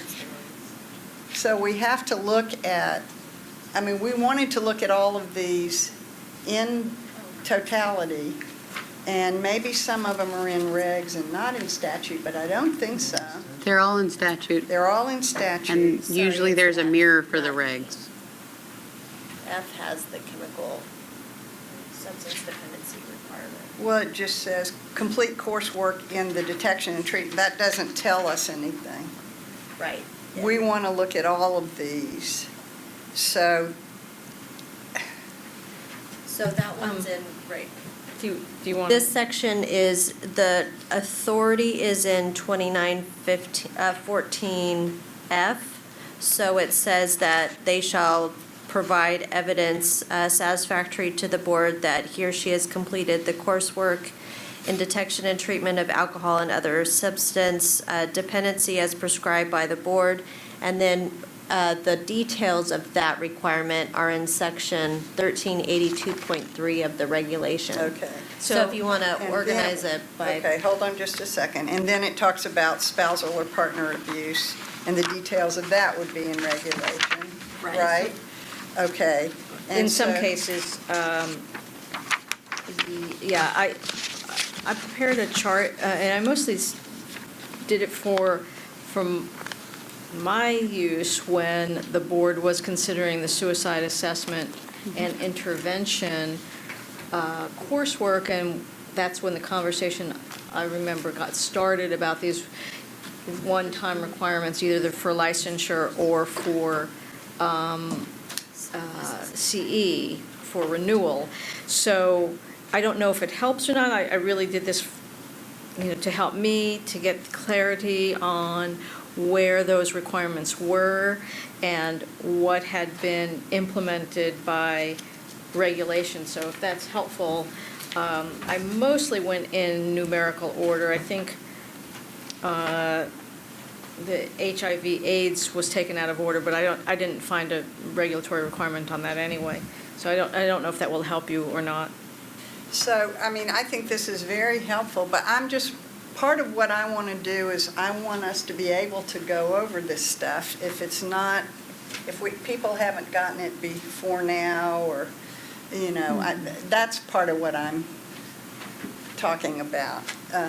For us to be able to go over it, for us not to be doing anything kind of under the bus. I or, think know. you could look at the sections for comparison to some of the other sections that you're looking at, like 2914. You couldn't talk about it in terms of how might you want it changed, but you could talk about it with, I think, in comparison. Well, it's on the agenda though. Well, things like, the ones that aren't on the agenda, you couldn't. So like, well, I think actually, like the child, elder, independent adult abuse assessment and reporting training that's outlined in section 28, or set out in section 28 of the Bean Code is not on the agenda. I don't know if the reg is. If the reg is, then I would say go, you're fine. But it doesn't prevent you from looking at it for comparison to those other sections that are on the agenda, if that helps. Okay, so if I'm understanding correctly, we could take a look at all the things that we're required to do and first make a decision about whether or not we think these are still applicable. We can make that decision. If either the statute or the reg is on the agenda.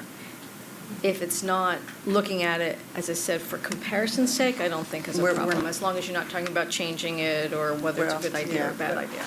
Okay. All right, so tell me, is there anything that's not on the agenda of this, y'all are okay about that? Yeah, Ms. Jones?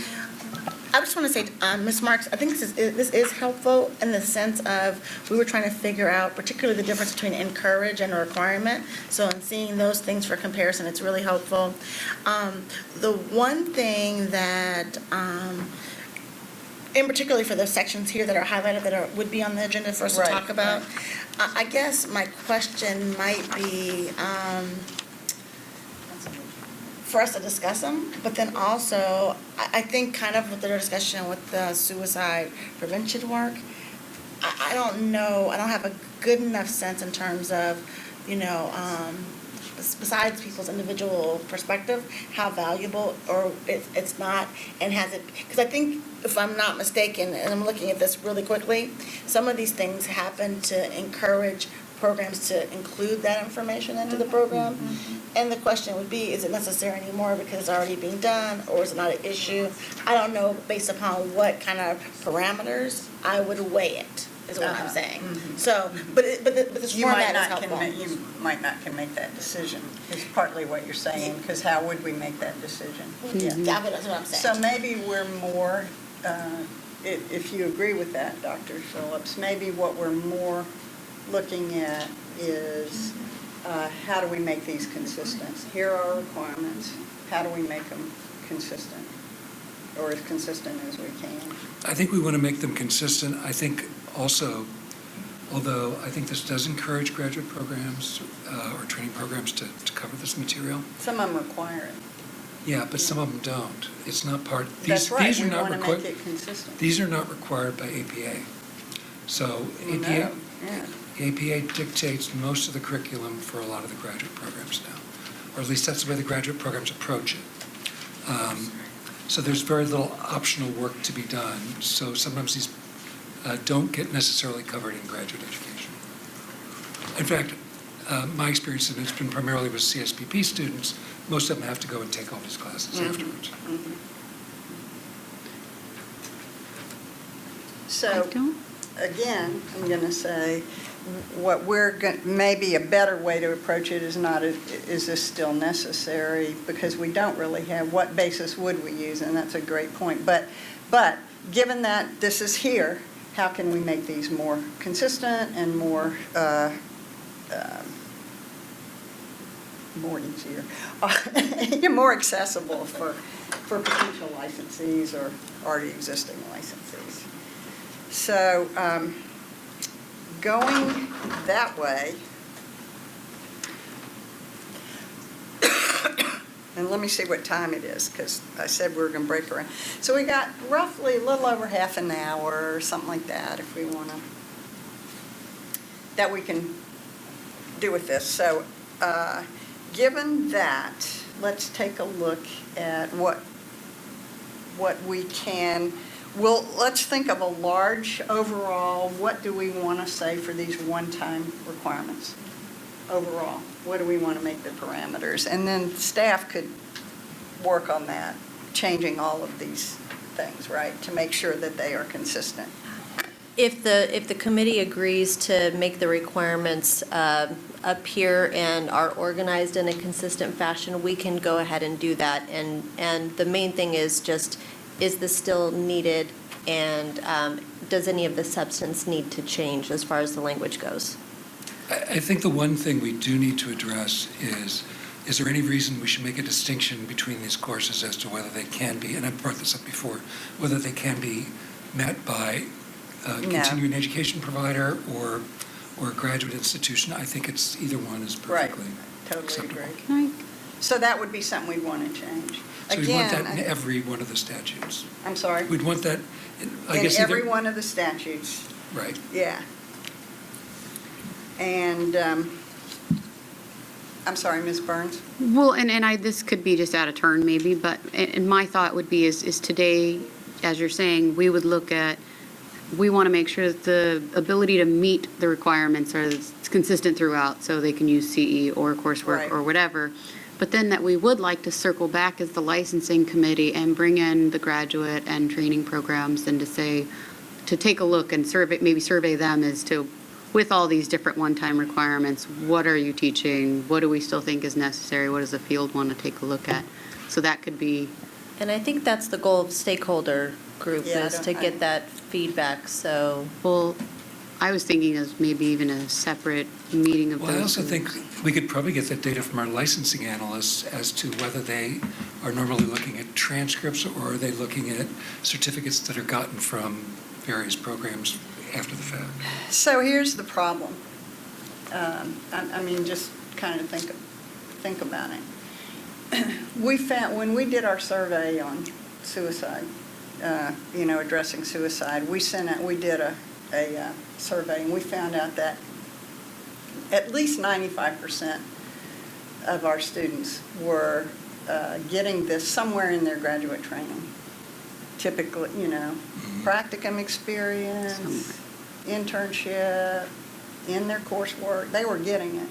We still decided that we're going to go ahead and create this requirement for other reasons, not that our students weren't getting it. So I appreciate what you're saying, but I don't think it makes much difference whether people are getting this material in their graduate program or not. If it's a requirement, and we don't have really good ways to decide, if we're going to still decide, 97% are getting it, but 3% aren't, so, if that's our decision, I say we forget whether it's necessary, whether our programs are teaching it or not. We just want to say, not only can you get it in your coursework, but you can get it in CE, if Okay. it's a requirement. Now, what about supervised professional experience? In other words, on training sites where they may be Sure. working with that population? Absolutely. So I think that's a third Yeah. category by Right. which they could, be consistent. With- Right. Yeah. Yeah, consistent with it. That would be consistent. Yeah. So, I mean, that's what I think we want to do, not that we want to say it has to be part of your coursework or, You can get a CE if you're already licensed, that's how you will. You can get it while you're in training as part of your coursework. You can get it in an applied experience, supervised experience. All of these may teach you that. And you may be working with this population, so of course it's going to be part of your, blah, blah, blah. So that's, I think, what we want to do more, right, y'all? Yeah, I think you summarized it well, because I feel like it is a hard, what is the data we make the decision to keep or not keep, right? I think that it is about the consistency. Yeah. So I support that. And, And I think we'll get more feedback also from stakeholders. Yeah. That's a whole separate process, but I think it would be worthwhile putting that on the list, but I agree. If we want to say, what do y'all think about this? But I think basically we don't have any way to determine that now. So we want to make it consistent and perhaps consistent with what we went through and what we decided for the suicide training. Because that, we really allow a lot of different ways to get it. And if you're in training now and you get that, an official can say, this person got it, it's part of their training. And if you're already licensed and, blah, blah, blah. So if we go through these, do we want to do any, I think that's one change we want to make, how it can be accrued. The other thing is, do we want to do a number of hours kind of thing? Some of these are like 10 hours. Where does that come from, Or 15 Or, hours. 15, So, do we want to be consistent in that? Really, we're just talking about exposing people to these areas prior to licensure. We're not guaranteeing they're competent or experts in it, but we're saying this is an important area. We want you exposed to it and what the issues are.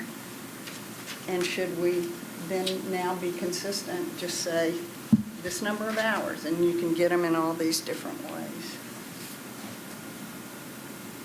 I think that would make sense. I think it'd be easier for them to understand the system. I'd be comfortable doing 10 hours across the board for each of the sections.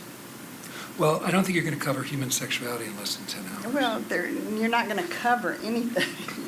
Well, Really. what we're trying to do is make sure that people have sensitivity to different forms of sexuality and also have some sensitivity to the expression of sexuality. So I do think that 10 hours makes sense for that. Alcohol chemical dependency detection and treatment. Yeah. You're talking 10 hours again, right? Yep. How about suicide? We just said 6. All of these are issues that are complex, things to think about. That's why I'm saying. I don't care. I don't have a. It's not really a bone, but I think we do want to give the. I think we do want to say. We're just giving people a little. We're giving some exposure. This is important. Here are the big issues in this area.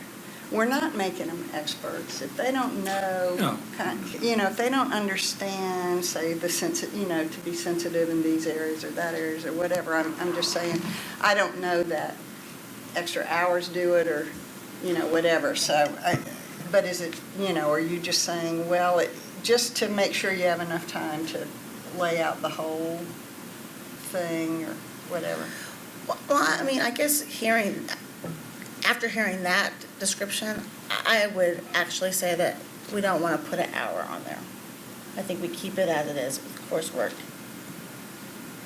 No, we're not saying coursework though, we're saying it No, can be- I'm saying that would be my suggestion. I would say the way it reads now is just coursework and there's not an hour attached to it.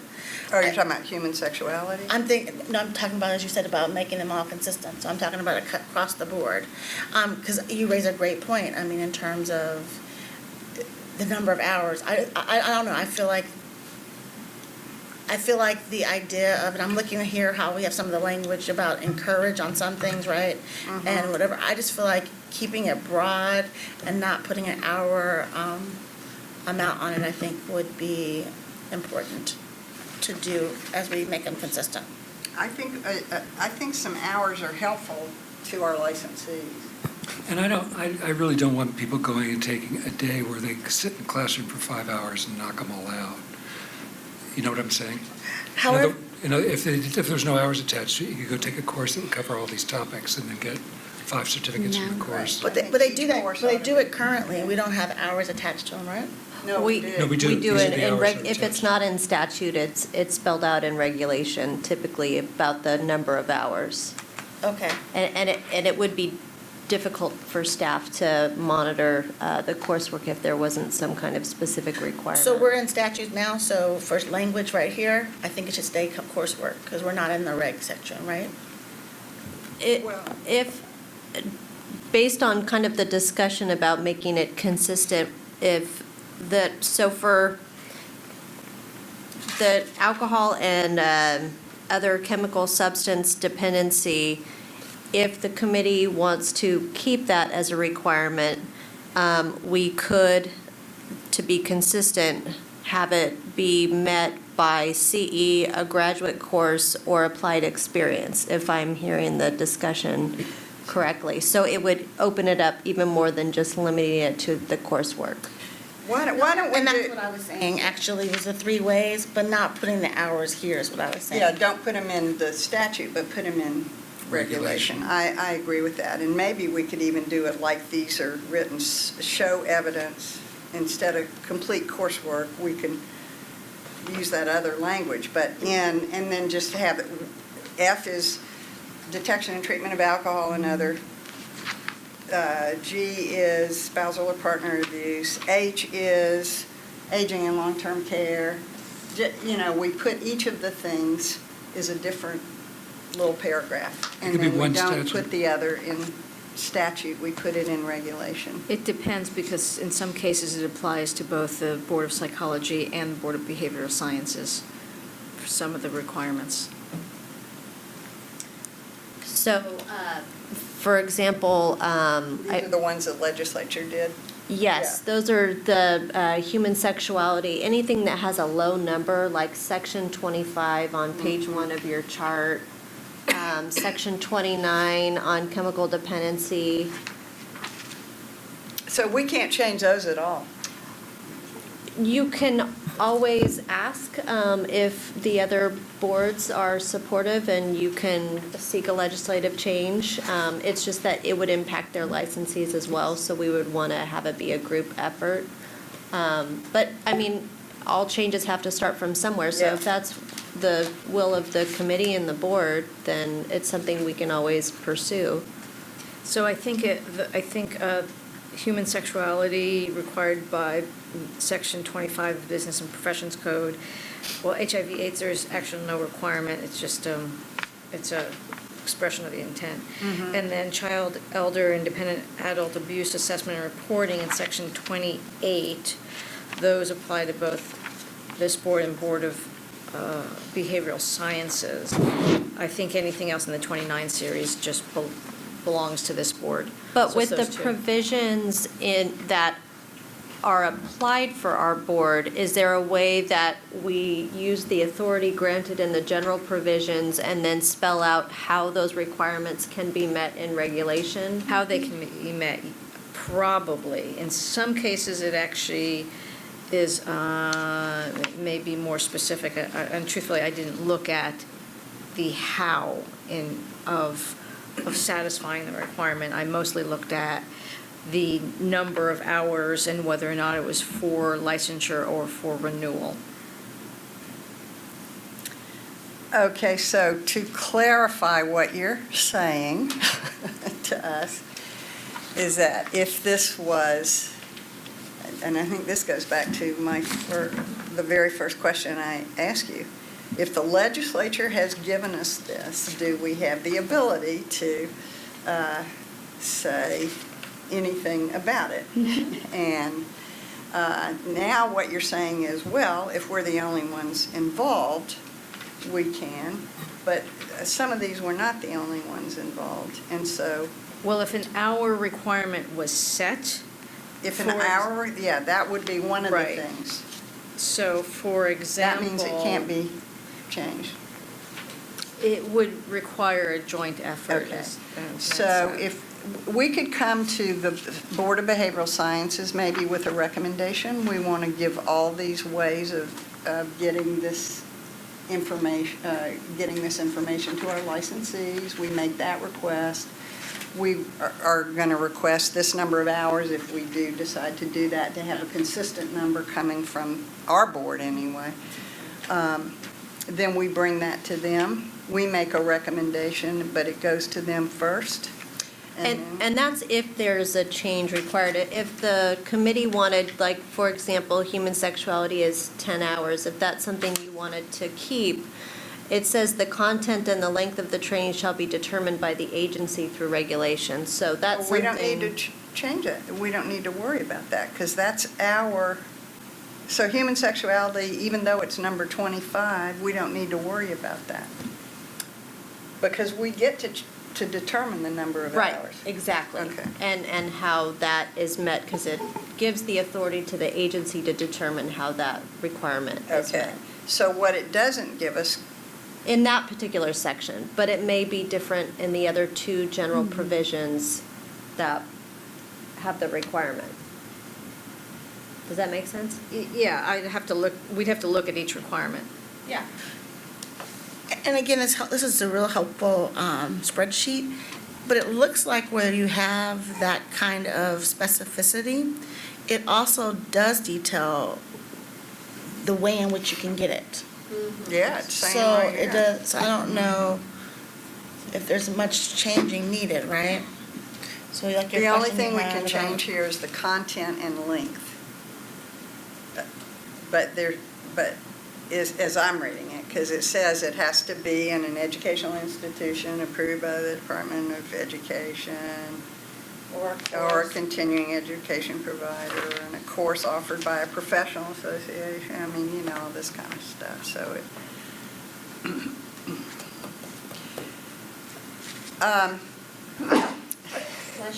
It seems to me that really what maybe we should focus on is just the regulations, as opposed to, I don't know if we need to do the statutory changes here unless we find something objectionable in the statutes.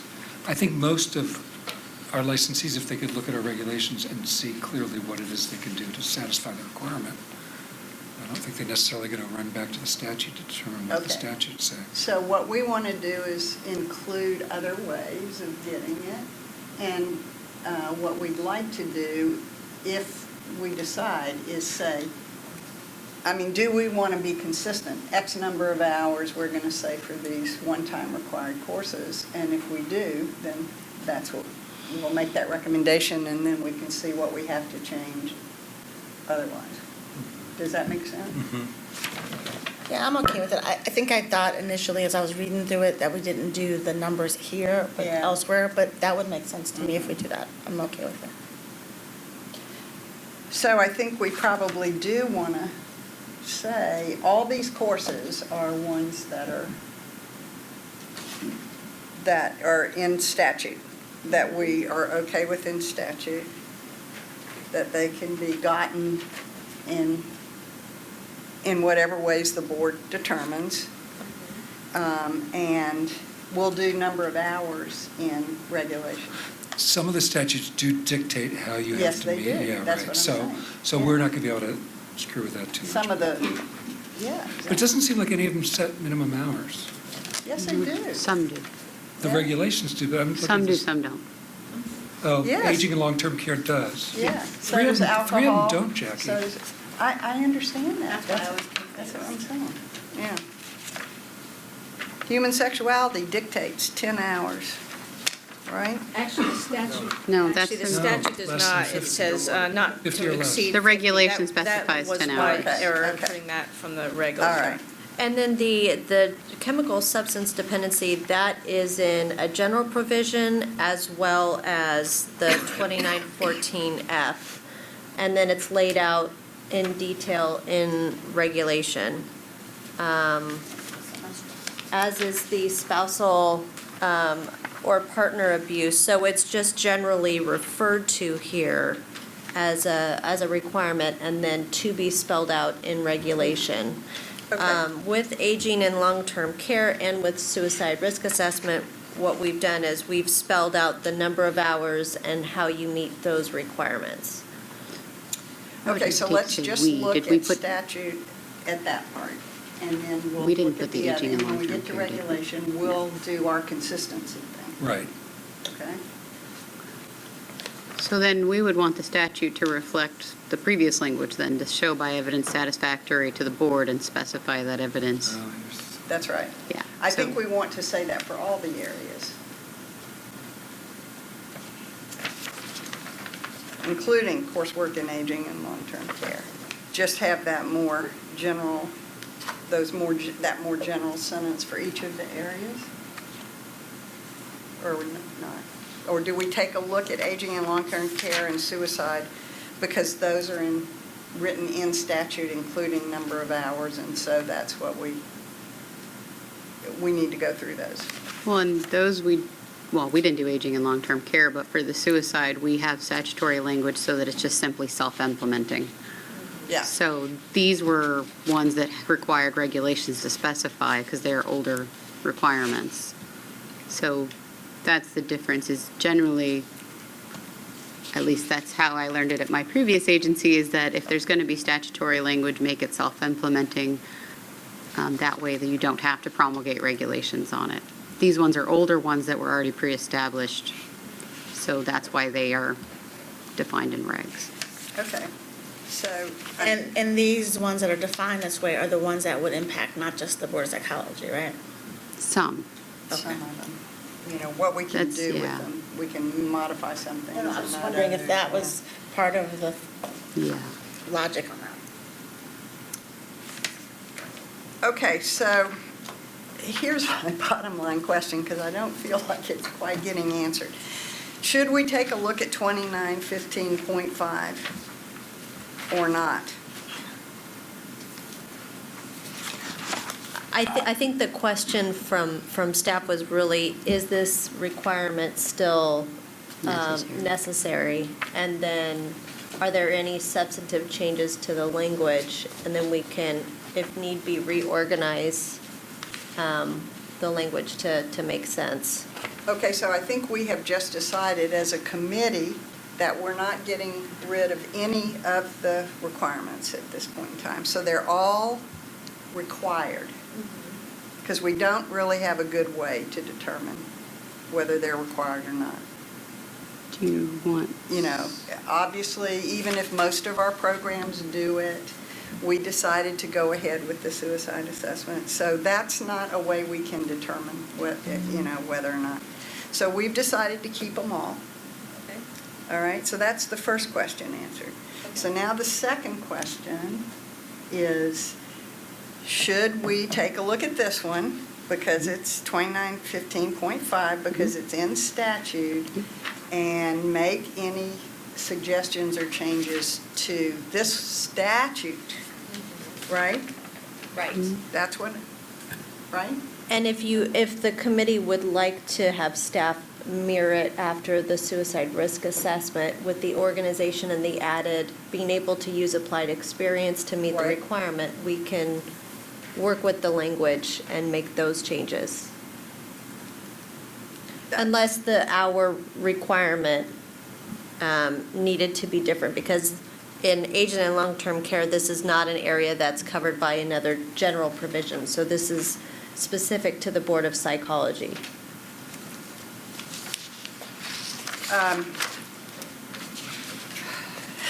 Okay. I am going to ask y'all to, because I feel like I'm like going around in my head in circles. So I guess maybe what I'd like us to think about is, do we have a consistent recommendation that we want to make for all our courses? Or do we, you know, because recognizing that this is only exposing people to an important area. They obviously have to do more than the one day or. Well, and the differences in numbers are very arbitrary. Exactly. So that's my point. So do we want to be consistent? Then we'll let staff kind of, what do we have to change, what do we not have to change? That's number one. And number two, I guess we can look at these things because it says, after January 1st, 2004, January 12th, blah, blah, blah. January 1st, 2012. After this day, this coursework shall include, well, it's way after that day. Do we still need this stuff in there?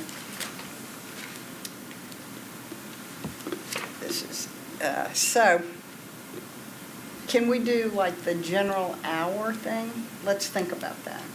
Just not each particular course, but do we want to say, for these things, this is going to be our consistent recommendation. Now, you can get these in a lot of different ways, and here's our specified number of hours that we want to say, this will expose you to this important topic. That's really all we're able to do, 6 hours, 10 hours. 7 hours. 7 hours, right. But then we would have to make some statutory changes because some of them dictate more than. That's right, but then that's what we let staff. Lateral?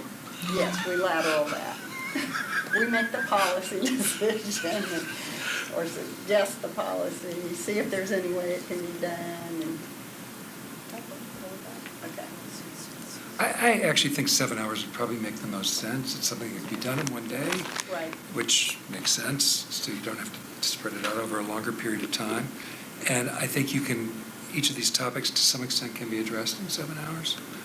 The only one that really requires substantially more than 7 hours is alcohol and chemical dependency detection and treatment. And honestly, those classes are so disparate in terms of what they present. Some of them are on motivational interviewing.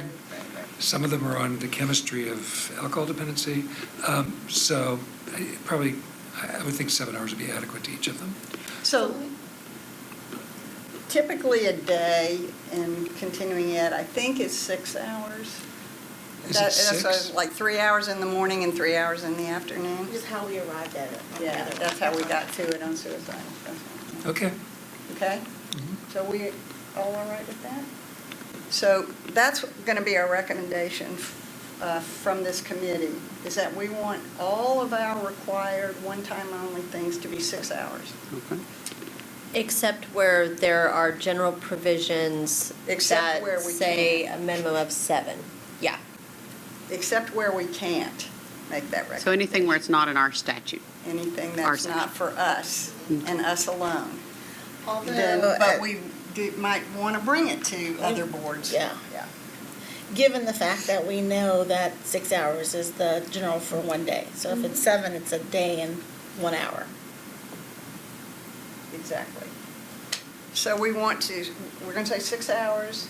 We want to say it can be gotten in, not just in coursework in school, but it can be gotten by CE approved providers like we have it. It can be Applied. applied Supervised experience. It can be, I guess, or coursework. It can be any of those things. Well, there's 3, right?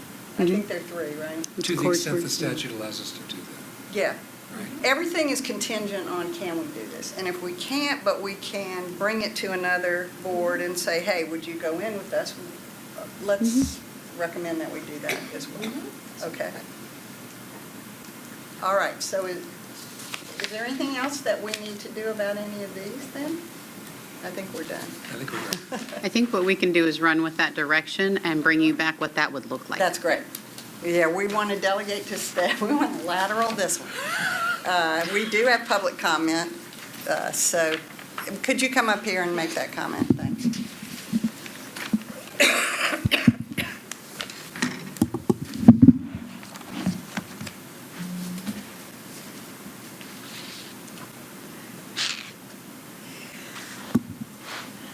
Dr. Joe, Dr. Joe Lindner-Crowe with the California Psychological Association. I'm so sorry to hear you say that you thought you were done, because I have some questions about this. And maybe part of it is just sort of the confusion of looking at regs and so forth. First of all, just a general question, where are you seeing the alcohol and substance use disorder course? The only place that I can see it is referring to a requirement for supervisors. I must be missing, I must just be looking in the wrong place. So this is page 7 of 9 in at the statute part? Oh, this is aging and you're page long-term care, 5. sorry. I'm looking at aging and long-term care right now. I see it on page 5. Yeah. But the way I'm reading that, that's a requirement for supervising psychologists rather than for pre-licensure or a one-time renewal. So is that, and I don't see a reference to the number of hours. Those are applicant requirements. There's no number of hours there. Okay, so again, on page 5, on line 10, the board shall establish qualifications by regulation for supervising psychologists. And then on line 15, coursework in the detection and treatment of alcohol and other chemical substance dependency as prescribed by the board. Is there something else that I'm just not seeing? The whole section 2914 is for applicants' requirements. Right? Oh, It might be easier to read in the orange book on page 74. okay. I don't have the orange book, but I'll make a note. That was just kind of a general question.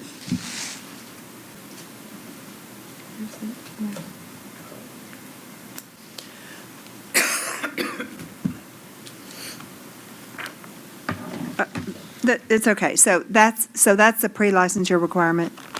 That's all I want to know. Okay. Yes. All right. And then,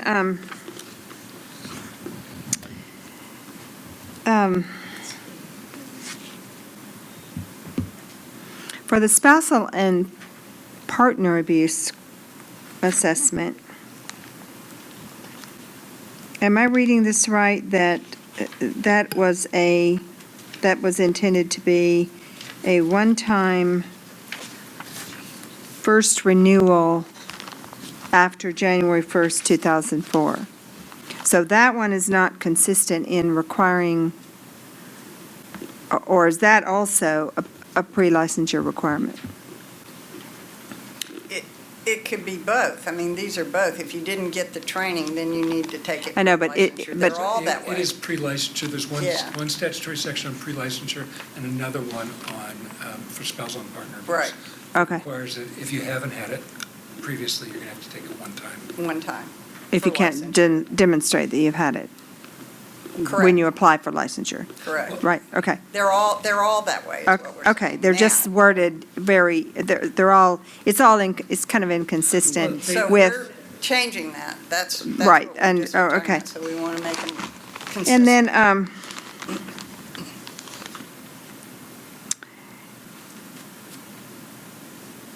I do have sort of a general comment about the fact that when the board was discussing moving ahead with AB 89, which would be an added-on requirement for suicide risk assessment, am I understanding it correctly that the commitment to review all of the pre-licensure courses to see if anything could be shifted? Because the intent of the board's, my recollection is that during that discussion, the intent was not to really add on anything else, but to do that in conjunction with looking at all of these to make sure that all of these were still necessary. So some of these are 13 years old. And I just want to draw attention to that again. I understand that you've just said that you don't think you're going to look at that but I would like to maybe understand your reasoning why you think you can't look at these requirements that were established. My understanding has always been that these were established because at that time, 13 years ago, there was a question about whether or not graduate students receive training in these areas. So that's why the date of 2004, as of January 2004, thinking that anybody that started before that date might not have gotten this training, but sort of also the implication that after that date, graduate programs started to include some of these things. Now, I don't know whether we know that or not, but there is that date, and there was a reason that that date was there. So that was 13 years ago. So the question of, are we really saying that after 13 years, graduate programs are not including elder abuse courses, and do we know that? And so I just want to be clear that the way I'm understanding what you're saying is that you are deciding, and I know we're going to have stakeholder meetings and so forth, but right now you are deciding that all of these requirements stay, and you are also sponsoring a bill that would add another requirement. I just want to be sure that I'm clear about that.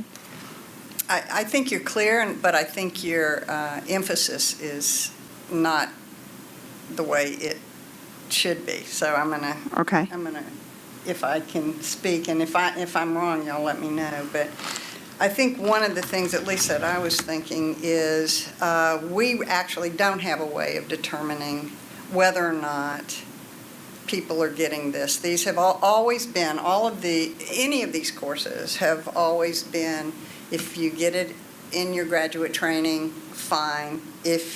But at any rate, you got to take them.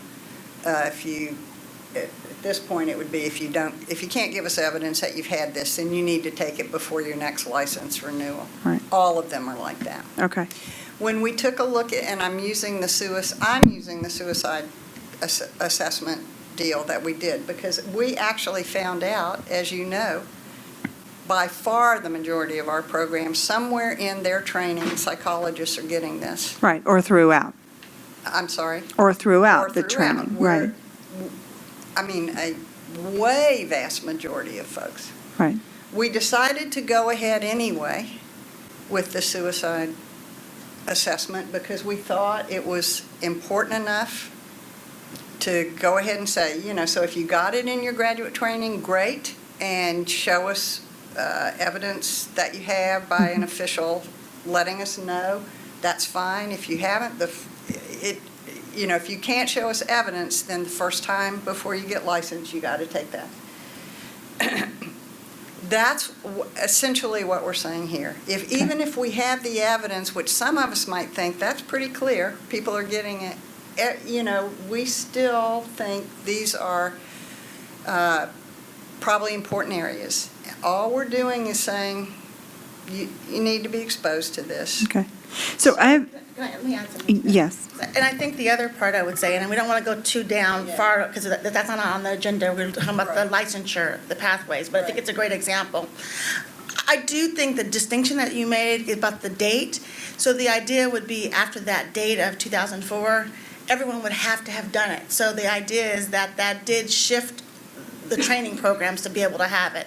So I think the decision that I think we've made in here and talking about it, or why I would say I was supportive of our group kind of consensus building here, is that we want to have that continue to be a part of the pre-licensure process. Right. So that you still have exposure, not expertise in all these issues. So Right. I just want to add that too. No, that's good. And Because it's really, not assuming that they're not doing it anymore. Right. We're just saying we want to make sure it continues. right, and just to be clear, I'm really looking at pathways to licensure. I'm not here to talk about your bill. I'm curious, another thing that's interesting to keep in mind is the genesis of all of these statutory requirements. And the staff may know, Jeff, you may know, you've been around long enough. Did the Board of Psychology sponsor any of these bills to add, to mandate a content area? I actually don't know the answer to that. So you're saying that you feel that these are important. At the time when these were passed, it might be interesting to look and see where they came from. I don't my recollection is, and I'm in my 13th year at CPA, that this board was really not active in sponsoring legislation. And I'm wondering if some of these came from other sources, either other organizations and they might have, and I just, honestly, I don't know where these came from. So it's just kind of an interesting point, just to clarify for people watching or for anyone wondering that this is not necessarily that the Board of Psychology determined initially that these were all areas that graduate students in psychology were not being trained in. My recollection is that some of these really came out of advocacy groups that were concerned Yes, I imagine about that's the true. elderly or something like that, Yeah. went to the legislature, found sponsors, and it eventually came to apply Right. to us.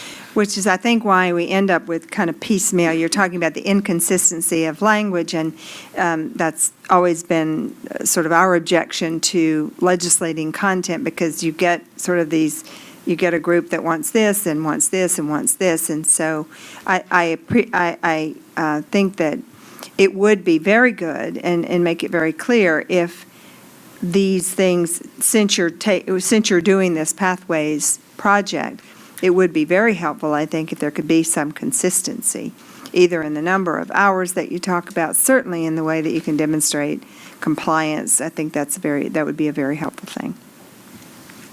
And my personal take on this, having taught in a number of different graduate programs, is some of these programs, some of these issues really don't get addressed in the programs, and some of them very much get addressed in the programs. So Yeah. again, if we can have a way of, for instance, human sexuality at CSPP is kind of an afterthought because the emphasis is on other aspects of diversity, which is great. I mean, they do a phenomenal job of it, but that's kind of fallen by the wayside. So curriculum changes, and there is, at least for the professional schools of psychology, they feel like so much of their curriculum is dictated by the American Psychological Association, what they have to have in their Right. program in order Yes. to continue to be accredited. Yeah.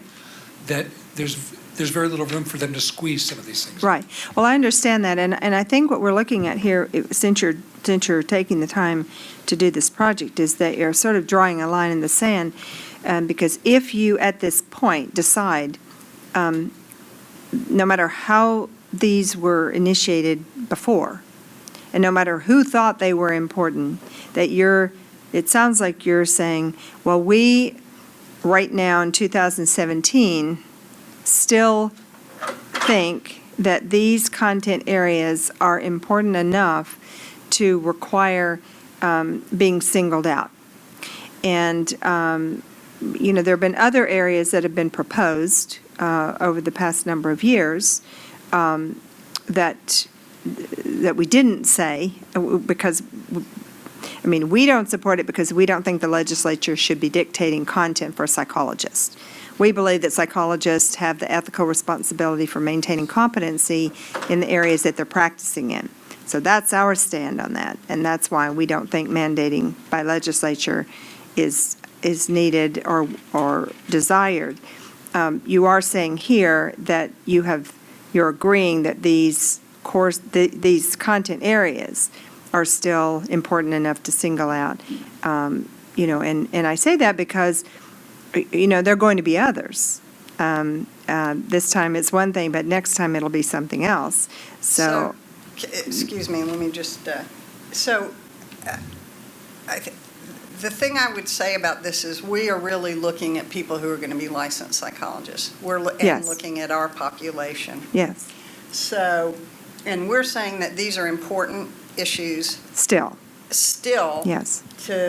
when we're going out and treating our population of Californians. If you get it in graduate school, great.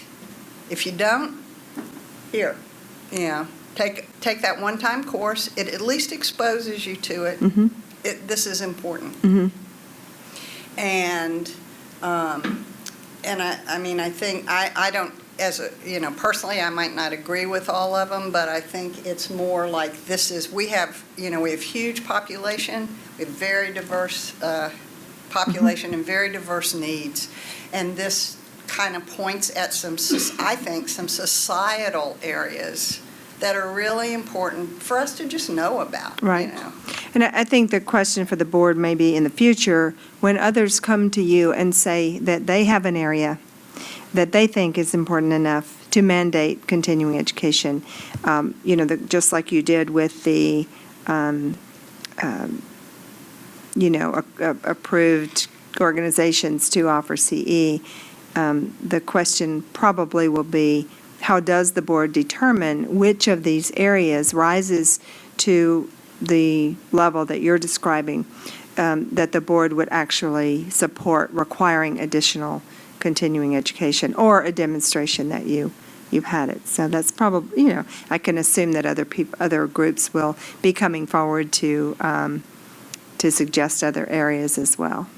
And I would say the answer to that question, I think from my service on the board, would be it depends. It's a case-by-case basis. There also are a number of areas where it's an encouragement to get the information, and there's not hours attached. Right. I do think that the distinction that was done today was to also expand the opportunity to get the information beyond just coursework. So I do Right. think that shift in our thinking from the CE model to CPD, I think may also allow for some other opportunities for learning that Right. folks. And again, I think that consistency will be very helpful if you can standardize it across the different areas. Thank you.